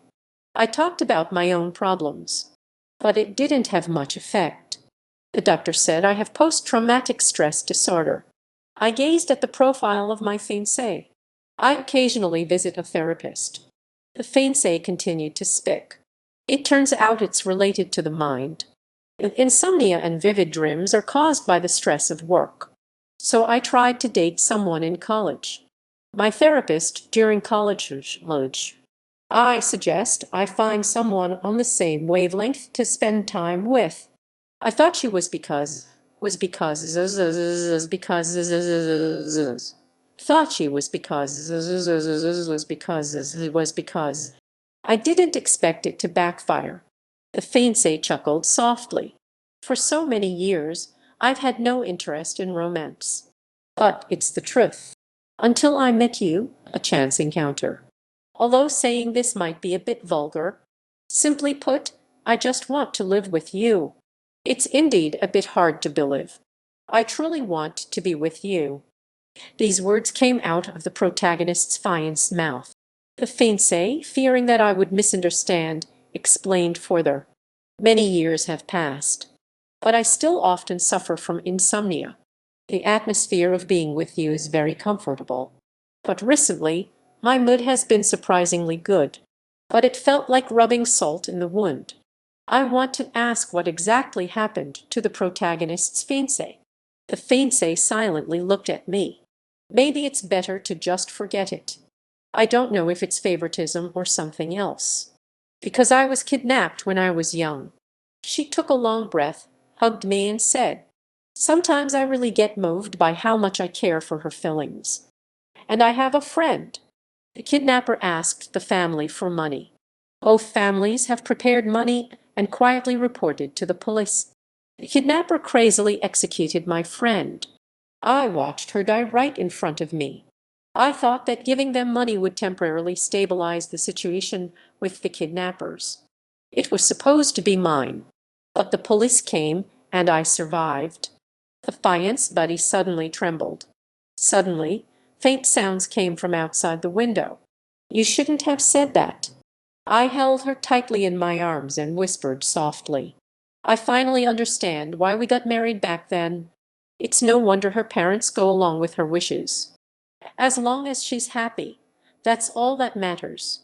The fiancé says her parents will accept everything she loves. Everything makes sense now.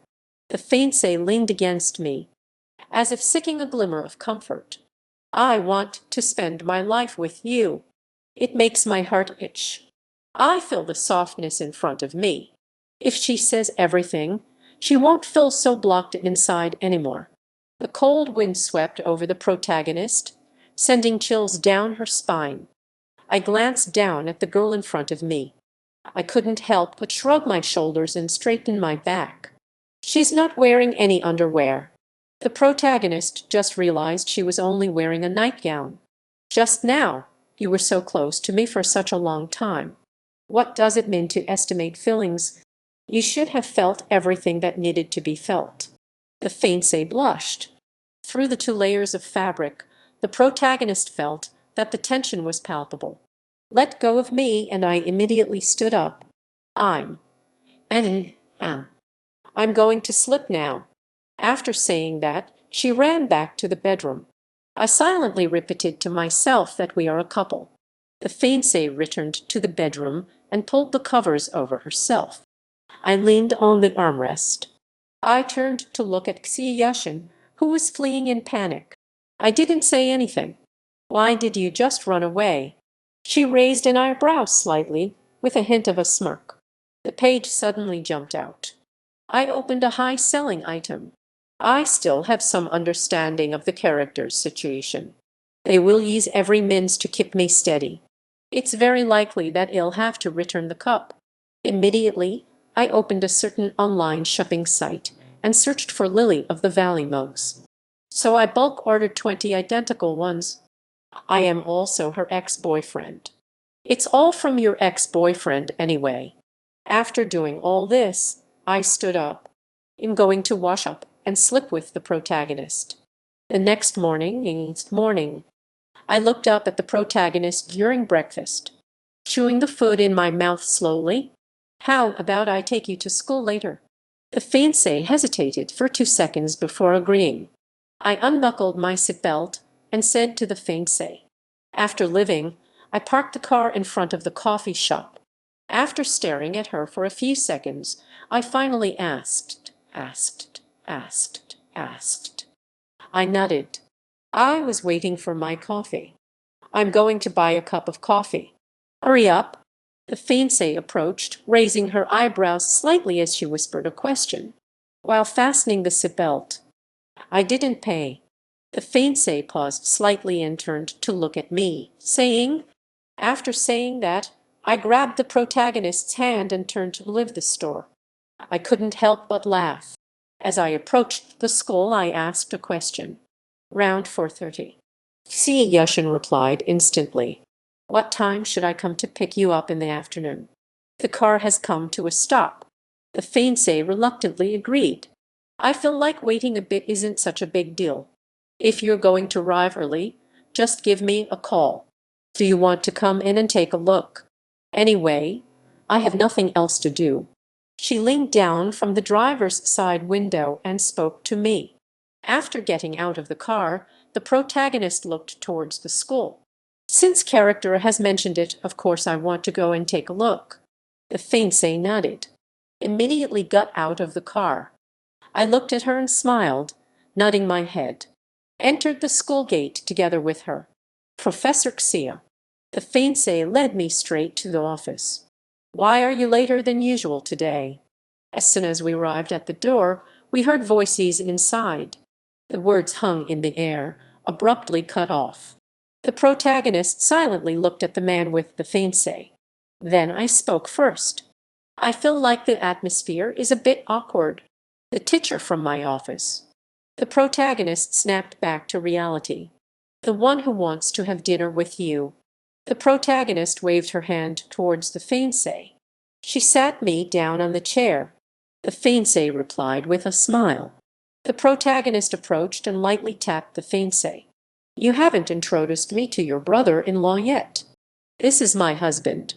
The fiancé asked me. Has she started to fall asleep? I nodded with a smile. I've noticed that the protagonist has been in much better spirits these past few days. Not only skipping grades but also not slipping. Just roll it to the extreme.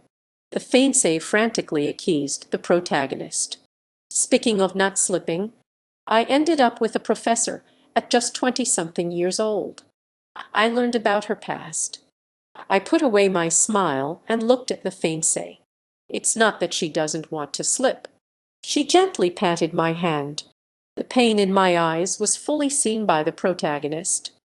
I looked at the time and decided to speak up. You all keep busy. I couldn't help but glance at the fiancé and say. Character smiled and said, let's have a meal together when you're free. The fiancé said she would send me off, but I rejected it. I can go out on my own. Otherwise, you would have to make another trip. I reached out and grabbed the wrist of the fiancé as I was about to leave. The fiancé turned to look at me. I brought her in front of me. I leaned down and lightly kissed her lips. The movements are slow, as if reluctant to part. I smiled at her and said. The fiancé was stunned for 2 seconds. After speaking, he turned and left. With flushed cheeks, she pressed her lips together. The fiancé leaned against the door, looking out at me. The deep affection in her eyes was about to overflow. Behind me, character was filled with frustration. See Yushin. It wasn't until she watched me disappear down the corridor that she finally looked away. Can you all tone it down a bit? Do you think I won't catch my breath? I know this very well-matched couple. I put on a flashy show in front of her. How much harm does love cause her? The fiancé approached lightly and said, you didn't see it again. Being in class always puts me in a good mood. The protagonist could see that the fiancé was very happy. Today, the protagonist didn't expect that I would kiss her. On the other side, when she's happy, it feels like she doesn't care about anyone else's well-being. I walked over with a smile. As soon as I entered the store, I spotted Jing, you sitting by the window. After I signed for it, I took a glance. Just then, a delivery guy arrived at the door and brought the package into the store. It's actually the cup I bought last night. Being in the same city makes it quick. What did you buy? I placed the order last night and it arrived today. The protagonist sipped his coffee. The protagonist, seeing my expression, seemed quite pleased and asked, until I saw what was inside. I watched as I opened the package sitting across from me. He almost spit out his coffee. Time of peace. Then I laughed out loud. The protagonist took a tissue and wiped his mouth. You're killing me emotionally. That cup looks exactly the same. I placed 20 Lily of the Valley mugs on the table. Isn't this just like character giving character be a gift? Jane, you picked up an object to play with in his hand. I tapped the rim of the cup. Character smiled and said, I observed it from every possible angle again. He even thinks the thickness of the cup wall is about the same. How much is it for one? This is the best-selling item. Maybe it got broken again. But I think it's really unnecessary to give it to the fiancé. There's another one that costs 180 each. So you wholesale 20 of them. The protagonist feels that the character is truly talented. I smiled and nodded. Doesn't this make her ask me to pay it back? You have to be prepared for something. The protagonist put down the cup in his hand and sighed deeply. If she has no reason to come looking for you anymore. Even if back then I thought Yan, maybe I can really use the cup as an excuse. There is a slight resemblance to the character. He changed the subject. Have you considered when to hold the wedding? But I haven't completely let go of my feelings for my ex. It was just a momentary impulse. Yet we've been together for 2 years. I shook my head and said, let's not rush this for now. The protagonist nodded. But it still depends on what Yushin and I think. That day, both sets of parents mentioned it during dinner. Planning a wedding is quite troublesome. I arranged all the cups and looked up at him, going mad and turning the wedding venue into a bloodbath. Moreover, I'm still worried about having the wedding with the beautiful girl right now. I'm afraid Lo Yuting can't stand to see you with Yushin. I believe that the current character can handle it. We really did just break up not long ago. I thought for a moment and nodded. The fiancé definitely can't stand to see me with anyone else. The protagonist is sure that the fiancé saw me with someone else. It's hard to say. You don't need to worry. But we haven't considered the wedding yet. I completely forgot to consider the person known as the fiancé. At this moment, the protagonist said again, we grew up together. Isn't character B also not causing trouble for character C? But there is still a foundation of feelings. Although her feelings for you and for character B are different, it will pass in due time. Actually, the protagonist is not sure either. I nodded thoughtfully. Jane, you glanced at the time. After all, the thoughts of the beautiful girl are as hard to find as a needle in the ocean. I'm living first. There will be a meeting later. I looked at the mug on the table after I finished speaking. I held one up in front of the protagonist. I want to see what magic this cup holds. I packed the cup in a box. The protagonist found it quite funny and truly responded with a tease. Let's start today's work. I've been busy until 4:30 in the afternoon. Can I come to pick you up now? I sent a message to the protagonist on the way. I went to pick up the protagonist and grabbed the car keys, heading straight to school. The fiancé replied almost instantly. Sure, you're welcome. The fiancé walked towards me. I opened the passenger door. I feel like she has been waiting for a long time. When I arrived at the school gate, my fiancée was already waiting for me. Am I late? The fiancée shook her head. I just came out too. You arrived pretty quickly. I waited for about 10 minutes. I thought the protagonist had fallen asleep. As I was contemplating whether to wake her up, I looked at her and said, I thought you were asleep. I didn't expect her to open her eyes as soon as the car stopped. The car came to a steady stop as I glanced at Yushin, who had her eyes closed beside me. I don't fall asleep easily. As he opened the door, he said. After speaking, the fiancé slightly turned to the side. The protagonist and the fiancé exited the elevator side by side, whispered softly in my ear.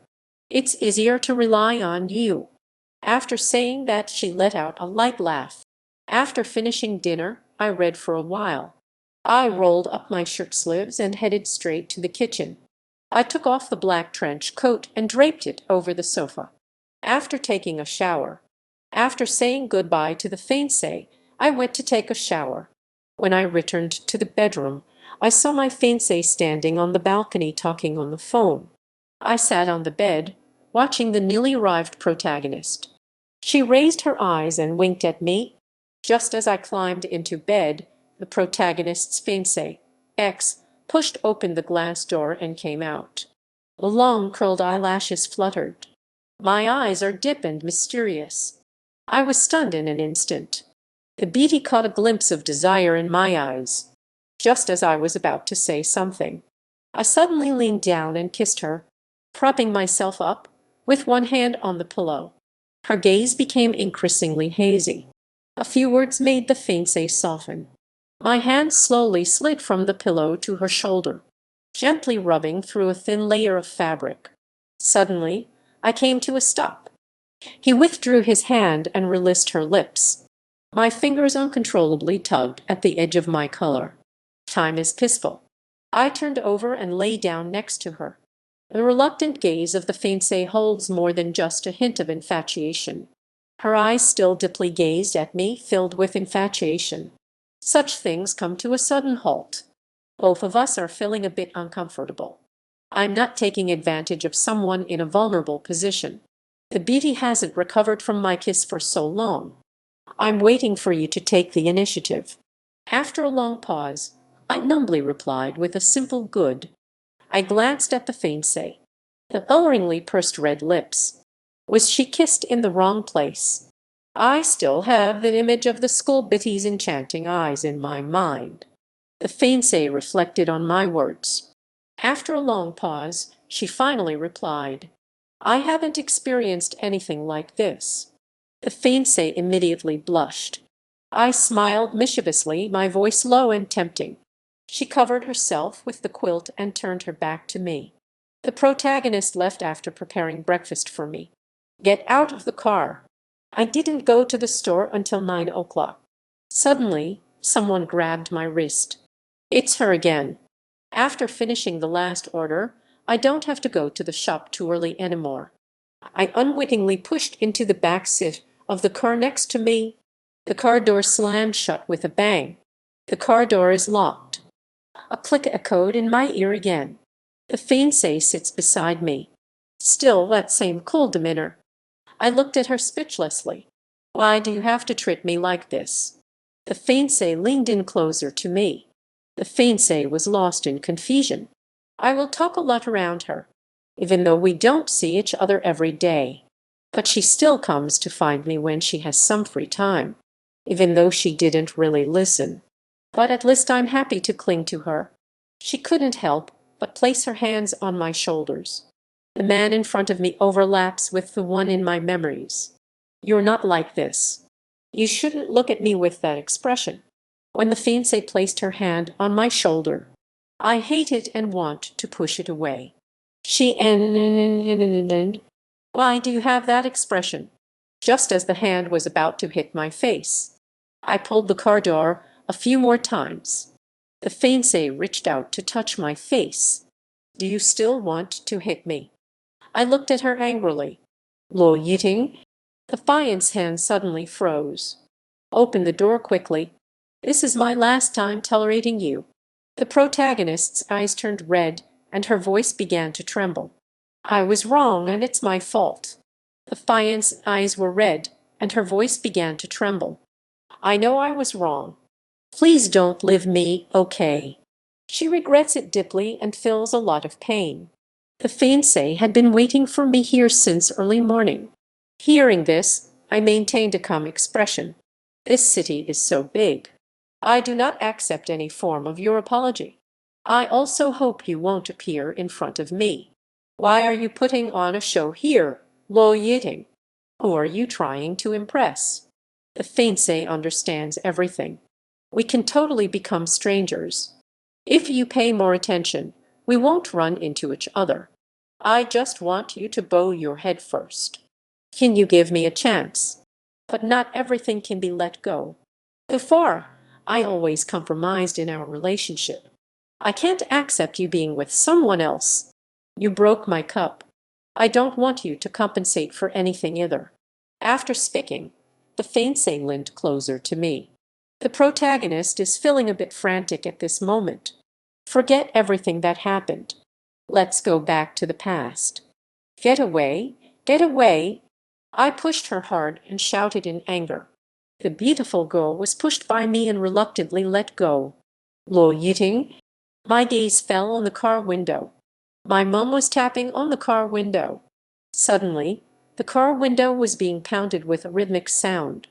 My dad didn't expect that either. How could the fiancé do something like this? It was something he never even dared to think about before. I immediately got out of the car.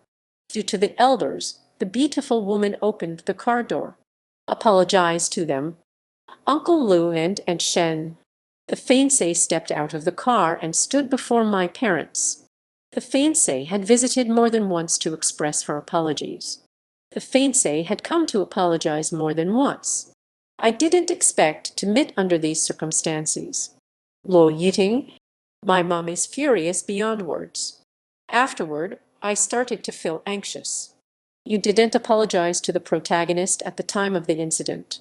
When we first learned about your breakup, what have you done? I don't think it's your fault at all. I have always blamed the protagonist. I never expected you to pull such a stunt on us. The satisfied featured daughter-in-law. I can't believe you're such a person. The child I've watched grow up for so many years. I held my mother's hand. I can only listen quietly. You don't need to earn our forgiveness. My dad is also indifferent and nonchalant. The fiancé felt powerless and had no words to argue back. The fiance's voice became heavy. Do you know everything about character? My parents apologized a long time ago. Sheehan also got married, and life is back on track. How long has she known the protagonist? Are you really at ease with him being together? The protagonist really can't understand. Did they ever understand each other? Each other. We know you inside and out. My mother looked angrily at the fiancé and said, marrying someone I've known for only a short time. Why did my parents make me? My mum continued speaking. You are a negative example. A few words left the fiancé speechless. You have known Sheehan for 26 years. Don't mention your feelings about us elders. I never thought there would come a day when it would be like this. As long as you and the other character are doing well. But the reality is exactly the opposite of what we thought. You always ignore the protagonist. In the past, we were understanding towards you, even when comforting. It's still difficult. Always let him take care of you like a younger sister. Looking back now, he won't complain to us either. The more they count, the colder their hearts become. If it weren't for your frequent indifference, this personality of mine would be different. Our relationship is great. I almost laughed out loud. My mum calmed down a bit after thinking it over. The protagonist manages their expression very well. Just a bit of redness in my eyes. Finally, I can't take it anymore and decided to live. He slightly bent forward and said a few words. A glistening tear rolled down her cheek. After saying that, she quickly got into the car. I noticed a hint of sadness on my parents' faces. I have watched you grow up since childhood. Later, I treated her as my featured daughter-in-law. Actually, they are not just angry with the protagonist. Emotions are ultimately complex. I reassured her. Don't be sad anymore. It's frustrating, infuriating, and regrettable. I changed the subject. How did you end up here? I have a day off today. I went out with Dad to buy some things. I came by to check on you. Who would have thought I'd see the beautiful girl right away? After saying that, the three of them found a spot to sit down. I just made 2 cups of tea. Her parents are not used to drinking coffee. Has the fiancé reached out to you before? I have searched. But it's just meaningless chatter. My mother snorted coldly. I don't even know what she's thinking. I hardly got to see anyone during the new year. Now it happens quite often. I sat down for a while again. My parents just left. After reminding me a few things, I noticed the clerk was looking at me. As I turned back towards the store, I couldn't help but raise my eyebrows. Just now, I was outside with the protagonist's fiancé. He probably heard what was said. I didn't mean to eavesdrop. Lo Yiting is truly too eye-catching. She had been standing outside watching for a while. Overall, let's sum it up. I didn't expect to hear that. I knew something was going on. I waved my hand. It's not really something very important. The shop assistant, Lily, said indignantly. I never expected that the protagonist's fiancé would be such a person. I smiled as the light fell on the mug in the display window. So, should I return these cups to her? Please help me pack all these cups up. I'll take it away later. Today, the protagonist's fiancé brought up the issue with the cup again. The protagonist's fiancé brought over a box. It all got packed in. Do you want to? Want to? Want to? Lily shook her head without a second thought. I took one out and looked at it carefully. I placed the cup in my hand on top. This cup has been used by the protagonist for several years. I took out my phone to message the protagonist's fiancé. Can you help me deliver this? I have something I want to return to the protagonist's fiancé. The protagonist's fiancé became excited upon seeing the news. I replied instantly. I was originally planning to send it over.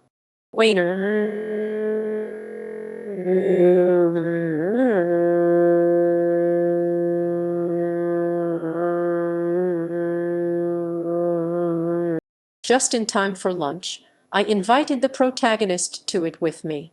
The protagonist's fiancé arrived at the store in less than half an hour. I watched her nut slowly. This morning, the fiancé came to find ye. After entering, she sat across from me and carefully examined me. She pulled me into the car and locked the doors. It's like losing my mind. The protagonist's fiancé furrowed her brows slightly. I waved my hand and said, I saw it. She didn't do anything excessive, did she? The protagonist's fiancé suddenly smiled. But he just doesn't want to see her meeting under such circumstances today. She knows that the protagonist has always wanted to apologize to Uncle Lewin and Shen. I will definitely not give a good face. The fiancé has no idea how the cup was broken. I took the lily of the valley mug from the side and placed it on the table. I suddenly took out something exactly like it. I shook my head. It's hard not to think that this was achieved through my own efforts. Of course, I bought it. It's shattered like that. The fiancé laughed even louder. $59.90 each. Unbelievable. I clapped my hands and gave a thumbs up. I brought this cup to her at noon, but I think she might break it. The fiancé paused for a moment and smiled at me. Hearing this, I moved a box from the ground and placed it on the table. Let her smash it then. I couldn't help but widen my eyes. I smiled. The protagonist curiously opened the lid of the box. Are you doing wholesale? Give her 19 slow hits. The protagonist looked at the cups. Anyway, I already returned her things. Next time, don't bring up the cup again. Why 19? Jane, you picked up a thinking about such a worthless thing. Is it really worth hurting the boyfriend you've known since childhood? There are only 19 left. Do you want it? The fiancé choked up. I saw the spark in the protagonist's eyes. I take one. But, Jane, you took one. I lifted the box and spoke up. The remaining 18, let the protagonist slowly break them one by one. I'll give you a ride to the car. Then I followed the protagonist out the door. Don't be upset. Wait until we meet. I'll scold her a bit. The fiancé got into the car. I arrived at the place of the fiancé. The protagonist's fiancé got into the car, rolled down the window, and looked at me with a low smile. What nonsense are you talking about now? I frequently seek validation in front of my fiancé. Their marriage is going well, so you should stop interfering. Originally, the protagonist scolded her. When the protagonist saw his fiancé, he immediately began to express his feelings. She didn't show much emotional fluctuation. What kind of couple are they? Why are you still bringing it up? I couldn't hold back and smashed the wine glass. Until the protagonist heard the last words from his fiancé. The protagonist's fiancé raised an eyebrow. The protagonist picked up another cup. Otherwise, I would be treated like a monkey for everyone to watch. Fortunately, I had the private room booked in advance by the fiancé. It's human nature. I poured the wine and placed it in front of the beatty. I don't know when I'll be able to do something outrageous. If I were the protagonist, I would also think you are really unreliable. Let's just consider this matter settled. You didn't force him to stay either. Moreover, at that time, the protagonist insisted on living. The school bettee's eyes carried a hint of sadness. The fiancé remained silent for a long while before finally speaking. The protagonist is just a passerby. When mentioning the character, it brings to mind the situation with the protagonist. But he is ready to let go, and I have known the protagonist for so many years. Is it wrong for me to want to hold on to him? The protagonist no longer wanted to listen to the explosive remarks from his fiancé. The protagonist was clearly stunned when she saw the cup. I took a cup out directly from the box. The protagonist's fiancé smiled and said, "He said this is to compensate for your broken cup. He is also your ex-boyfriend. It's the same one you used to have." As soon as the words fell, "This is also the cup sent by the ex-boyfriend." That mug was smashed on the ground. Go confront character directly. A sharp, piercing sound of shattering echoed. There are still 17 left. The fiancé stood up with a serious expression, ready to live. "He just knows you'll break it." The protagonist bent down to lift the entire box of mugs onto the table. She has never hated this style of cup so much. The protagonist's gaze was fixed intensely on the mug inside the box. The protagonist's fiancée fixed her gaze firmly on the mug inside the box. On the other side this afternoon, the protagonist held another meeting. It was already past 6 when I left school. She quickened her pace and got into the car, fastening her seatbelt. Before starting the car, she took out her phone and sent me a message. "The meeting ran a bit late today. I might be back a little late." I replied to the message immediately. "Then I'll wait for you to come back." The fiancé tapped a few letters on the keyboard. "I'm hungry, so I'm eating first." "Don't wait for me." Just finished replying. I started the car and headed home. The phone alerts that it will shut down in 30 seconds. The fiancée couldn't help but smile slightly as she looked at the screen. For example, this is the beauty in front of me. This counts as their first time meeting alone. Someone always blocks her way home to have dinner with the protagonist. But I didn't expect to encounter an uninvited guest downstairs when I got home. I never regarded her as important. The protagonist didn't expect to see her downstairs. But seeing her still makes me jealous. I ran into my wife, who is already registered. The beauty stopped in her tracks. "You're really putting on a show?" The protagonist couldn't be bothered to pay attention to her. An aura of coldness radiated from her, warning others to stay away. "I don't want to talk to someone so low class." The protagonist walked past his fiancée, but she just happened to stand right in front of me. But I was stopped in my tracks by the school beauty. Only then did the protagonist give her a cold glance.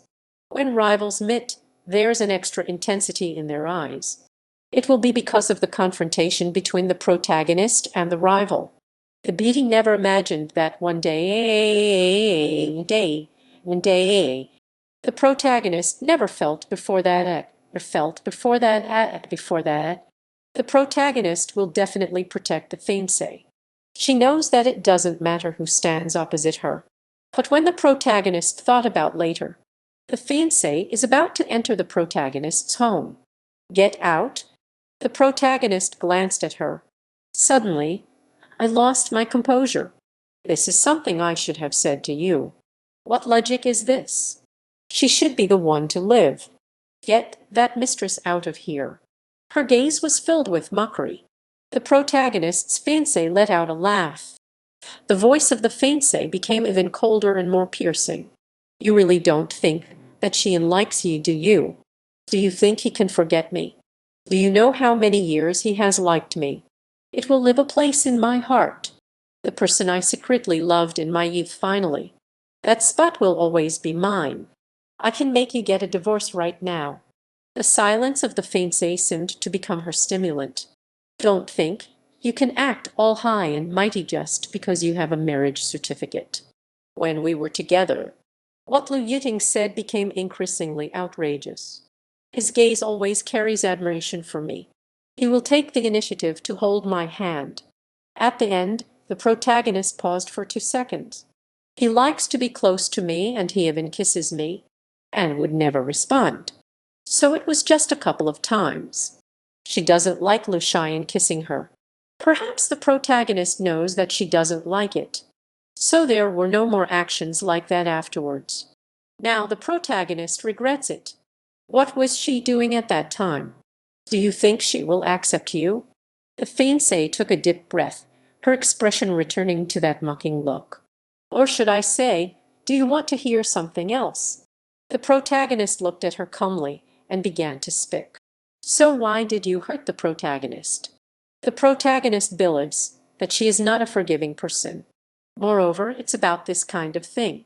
But this can't be blamed on the protagonist. It's just that I've encountered the wrong person. What I feel more is heartache. Hurt by the one I love. The protagonist has also encountered this. I am living well, as her ex who has hurt her. Now, the protagonist is married to himself. You should just disappear as if you were dead. When I forgot about her and lived my life well. But it just so happens that the BT Luo Yiting is with Xian, using evidence of once liking her to attack her, trying to make the life of the protagonist a mess again. The Fian's expression darkened. What the hell are you talking about? Do you believe I can ruin your reputation? With just one sentence, I completely broke Luo Yiting's defenses. She heard that the school BT is a university professor. She has no difficulty dealing with someone like him. Still thinking about the protagonist, now awake. Thinking back on the people I have liked, it feels like this. The fiancé stood there, not paying any attention to what she was saying. The fiancé glanced at her calmly. Is it that sometimes you feel very sad? The protagonist will be sad about having once liked ye. After speaking, the fiancé turned and walked out the front door. The protagonist was infuriated by what the fiancé said. It's just that she was intimidated by her own words. But seeing that the protagonist's fiancé didn't come home, he was momentarily stunned. That last sentence was just to upset her before living. Thinking this way, the protagonist felt less angry. Just then, the car of the protagonist and his fiancé came to a stop. I saw the protagonist walking to the left. The fiancé frowned. They came rushing over because they were afraid the protagonist's fiancé would cause a sin. Will it make the protagonist's fiancé angry? Did Luo Yiting get into a fight with her? The protagonist watched as his fiancé disappeared down the street on the left. The protagonist recalled the image of his fiancé.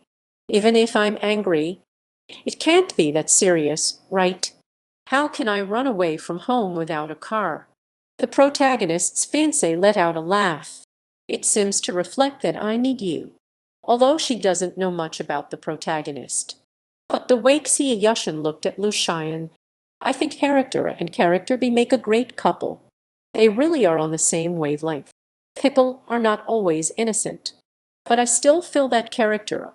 She is even the slightest bit intimidated by the beauty. Just based on this point, it's clear that the protagonist can't possibly be angered by the fiancé. I glanced at the time. I sent a message to the protagonist, but received no reply. You should be home by now. Suddenly, I saw the protagonist downstairs. I want to see when the fiancé will come back. I walked to the balcony and stood by the window, looking outside. Xie Yushin walked out to the entrance of the community. I suddenly felt a chill run through my entire body. Luo Yiting wouldn't target Xie Yushin, would she? And there is Luo Yiting standing at the bottom of the building. Thinking of this, I didn't even change my shoes.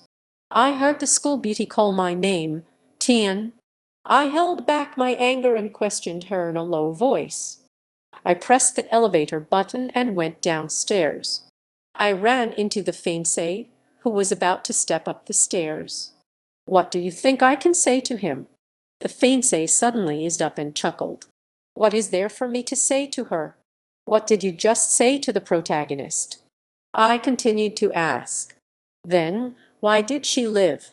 Perhaps a fragile heart. The fiancé shrugged, appearing somewhat innocent. Your wick. The protagonist recalled the words exchanged with the fiancé. The protagonist recalled the words exchanged with his fiancé. The protagonist suddenly felt a surge of happiness. The silence of the girl standing across from me is deafening. So what if I got married? What is Xie Yushin? What is she not? I have known the beautiful woman since childhood. She just ran away. I told her about our past. It's just that I just said some things. She even explained to me why she said that character has a fragile heart. Isn't she overly sensitive? What is not weakness? What did you say to her? I moved my lips, my voice slightly hoarse, and calmly asked. The fiancée waved her hand. How much I enjoy being with you. Just say how much you liked me before. You even kissed me. You will always have a place for me in your heart. I asked her how much of your affection I could have. He actively holds my hand and enjoys sharing funny stories that have happened before. In the next moment, there was a loud snap. A loud slap echoed. When the protagonist's fiancé said these words, a single slap forced her to fall silent. My mind went completely blank. I felt like all the blood in my body had frozen. My patience with the beautiful girl has reached its limit. The messy hair obscured her face. The beauty was hit and turned her head to the side. A few seconds of silence fell between us. You hit me for a woman. The protagonist felt an intense pain in her heart. He actually dared to lay hands on himself. That is the person closest to me. She is my rightful beloved. Don't I hurt? You hit me over a cup. The fiancé's eyes turned red as she brushed her hair back. The protagonist's actions have backfired on her. She gasped for breath in pain, stronger than ever before. I brushed past her. His heart felt as if it were being tightly gripped by an invisible hand. I turned and ran towards the door. The protagonist went to the street on the left. Seeing me come over, they pointed the way for me. The protagonist is a bit worried about me. The protagonist and his fiancée stood there watching for a while. The protagonist shook his head. The protagonist's fiancée asked him with a smile. I could only sigh quietly and didn't follow after. He should come down himself in this situation. He should come down himself in this situation. You didn't give me this chance again. The protagonist's fiancé's smile grew warmer. The protagonist raised his chin toward his fiancée. Go see her. The two walked towards the protagonist's fiancée. The protagonist lifted his chin towards his fiancée. Under the streetlight, her fair complexion flushed with a hint of red. It was hit by Lucian. Take eating home. This time, neither of them said anything disappointing. I might as well send her back. It's just not suitable. She didn't say anything provocative to the protagonist along the way. The protagonist saw his fiancée frozen in place like a statue. If it's over, then it's over. The fiancée seemed to be speaking without taking a breath. Today's outcome was actually caused by the protagonist herself. I leaned silently against the car window. The silence of the road. The phone is still turned off. I called the protagonist several times. I walked for a long time without seeing anyone. The shops on that street are brightly lit. It clearly looks warm. But I feel uneasy inside. She is gentle yet strong. Yushin has never been weak in my heart. They might even hate me. But anyone who heard that from the fiancé would feel uncomfortable. But right now, I just want to see her. Perhaps the protagonist's fiancé couldn't bear to hear those words. I was meant to be alone. We were just two strangers who met halfway. I shouldn't let the trouble I've caused upset him. Even if the protagonist wants to bring up separation or divorce, it doesn't matter. Drizzling rain falls down. Suddenly, there was a loud thunder in the sky. It's raining. She is already very grateful for having passed through her low point. On the other side, in the bakery, I need to quickly find the protagonist's fiancé. I realized that it's quite close to the coffee shop here. So, I jogged over to grab two umbrellas. The fiancé was holding a piece of cake. The protagonist felt it was delicious. The protagonist should also really enjoy eating. It was the piece that the protagonist had given her back in the cuff. So she specifically came to buy a piece. The fiancé turned and entered the cake shop. Now, the protagonist stands frozen in place. Getting caught in the rain on the way back might ruin the cake. I reached out my hand to catch a few drops of rain. On the way back while driving. By the way, can I borrow an umbrella? I want the store manager to add some packaging to the cake. I thought it fell from the tree. Suddenly, a few drops of water fell on the windshield.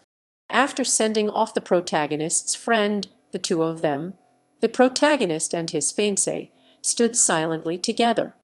I never expected to shed a few more tears. The protagonist reached out the car window to look at his fiancée. The weather is not cooperating. I couldn't help but sigh. The protagonist recalled when his fiancée went to find her ex. It's really strange. The protagonist turned on the windshield wipers. She directly said, "The weather forecast didn't say it would rain today." Jean, he laughed out loud. These are the tears of the protagonist's fiancé. Having a best friend like you really makes me admire the protagonist. It seems that when the protagonist just left, they didn't take an umbrella. Now, let's send him the past. The protagonist nodded, looking through. I always have a bad feeling in my heart. The window looks out at the dark, oppressive sky. After a moment of contemplation, I finally spoke up. So she doesn't do anything foolish again later. I want to go back and see the beautiful Wo Yiting again. Character A's expression slightly changed, and he quickly nodded. After turning the car around, I drove back in the direction I just came from. I collapsed onto the ground. The protagonist, feeling dazed, opened the door. I leaned my entire body against the wall and slid down. Her long hands hugged her knees. A heavy sense of loss surged up. I buried my head deeply in the crook of my arm. I feel like my heart has been pierced with a big hole. Suddenly, another thunderclap sounded. Except for my own parents.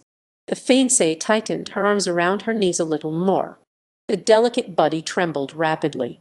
Suddenly, she recalled the moments from her childhood when she was afraid of thunder.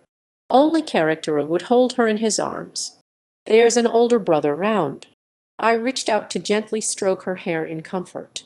The protagonist's body gradually becomes steady. Don't leave me. I don't want to. A soft voice began to speak. She buried her head deep in the boy's embrace. I'm not going anywhere. I can only be here to accompany ye. The protagonist looked at her and said gently.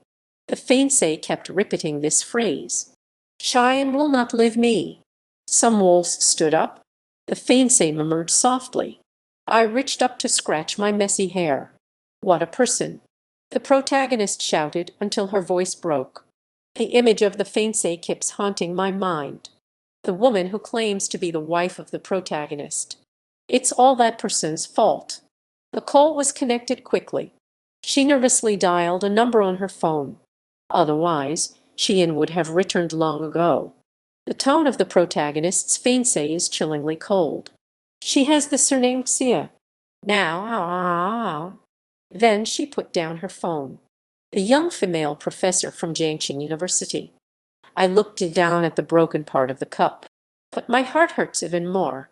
The protagonist still feels a faint pain in her cheek. It felt as if someone was pulling me forcefully. I hate you. I really hate myself. Was it also this painful for you back then? Endless regret surged in my heart. The fiancée lowered her head, murmuring continuously. She approached the sofa cabinet like a lifeless puppet. I took out a bottle of slip aid that had already been opened. Lately, she either relies on alcohol at night. The protagonist glanced at the medicine in his hand. The whole bottle contains 30 pills. Otherwise, I can only rely on this box of slip aids to numb myself. I have already eaten 3. I slumped down on the ground. Tears rolled down her pale cheeks. Then I poured a glass of water and drank it all down. She tilted her head back and poured the entire remaining bottle of medicine into her mouth. Lo Yiting quickly took out her phone and unlocked the screen. The smile on her face seemed to carry a hint of sorrow. I just sent the address to the protagonist. A text message popped up on my phone immediately. It's a message from a blocked number. Goodbye. I have let it go. I calmly glanced at it before turning off the screen. I remember it was Liu Ting who let go. Have you not found it yet? Do you want me to help you look for it? I looked up at the sound. I've been in a cold war with the school beauty for 3 months, and I just updated my social media status. I got married.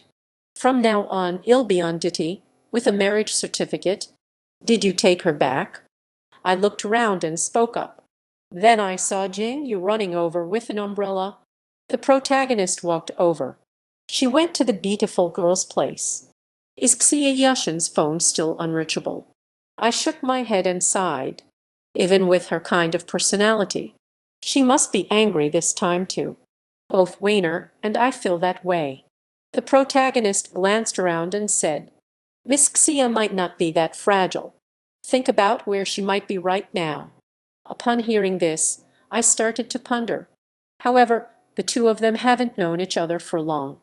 However, the two of them haven't known each other for long.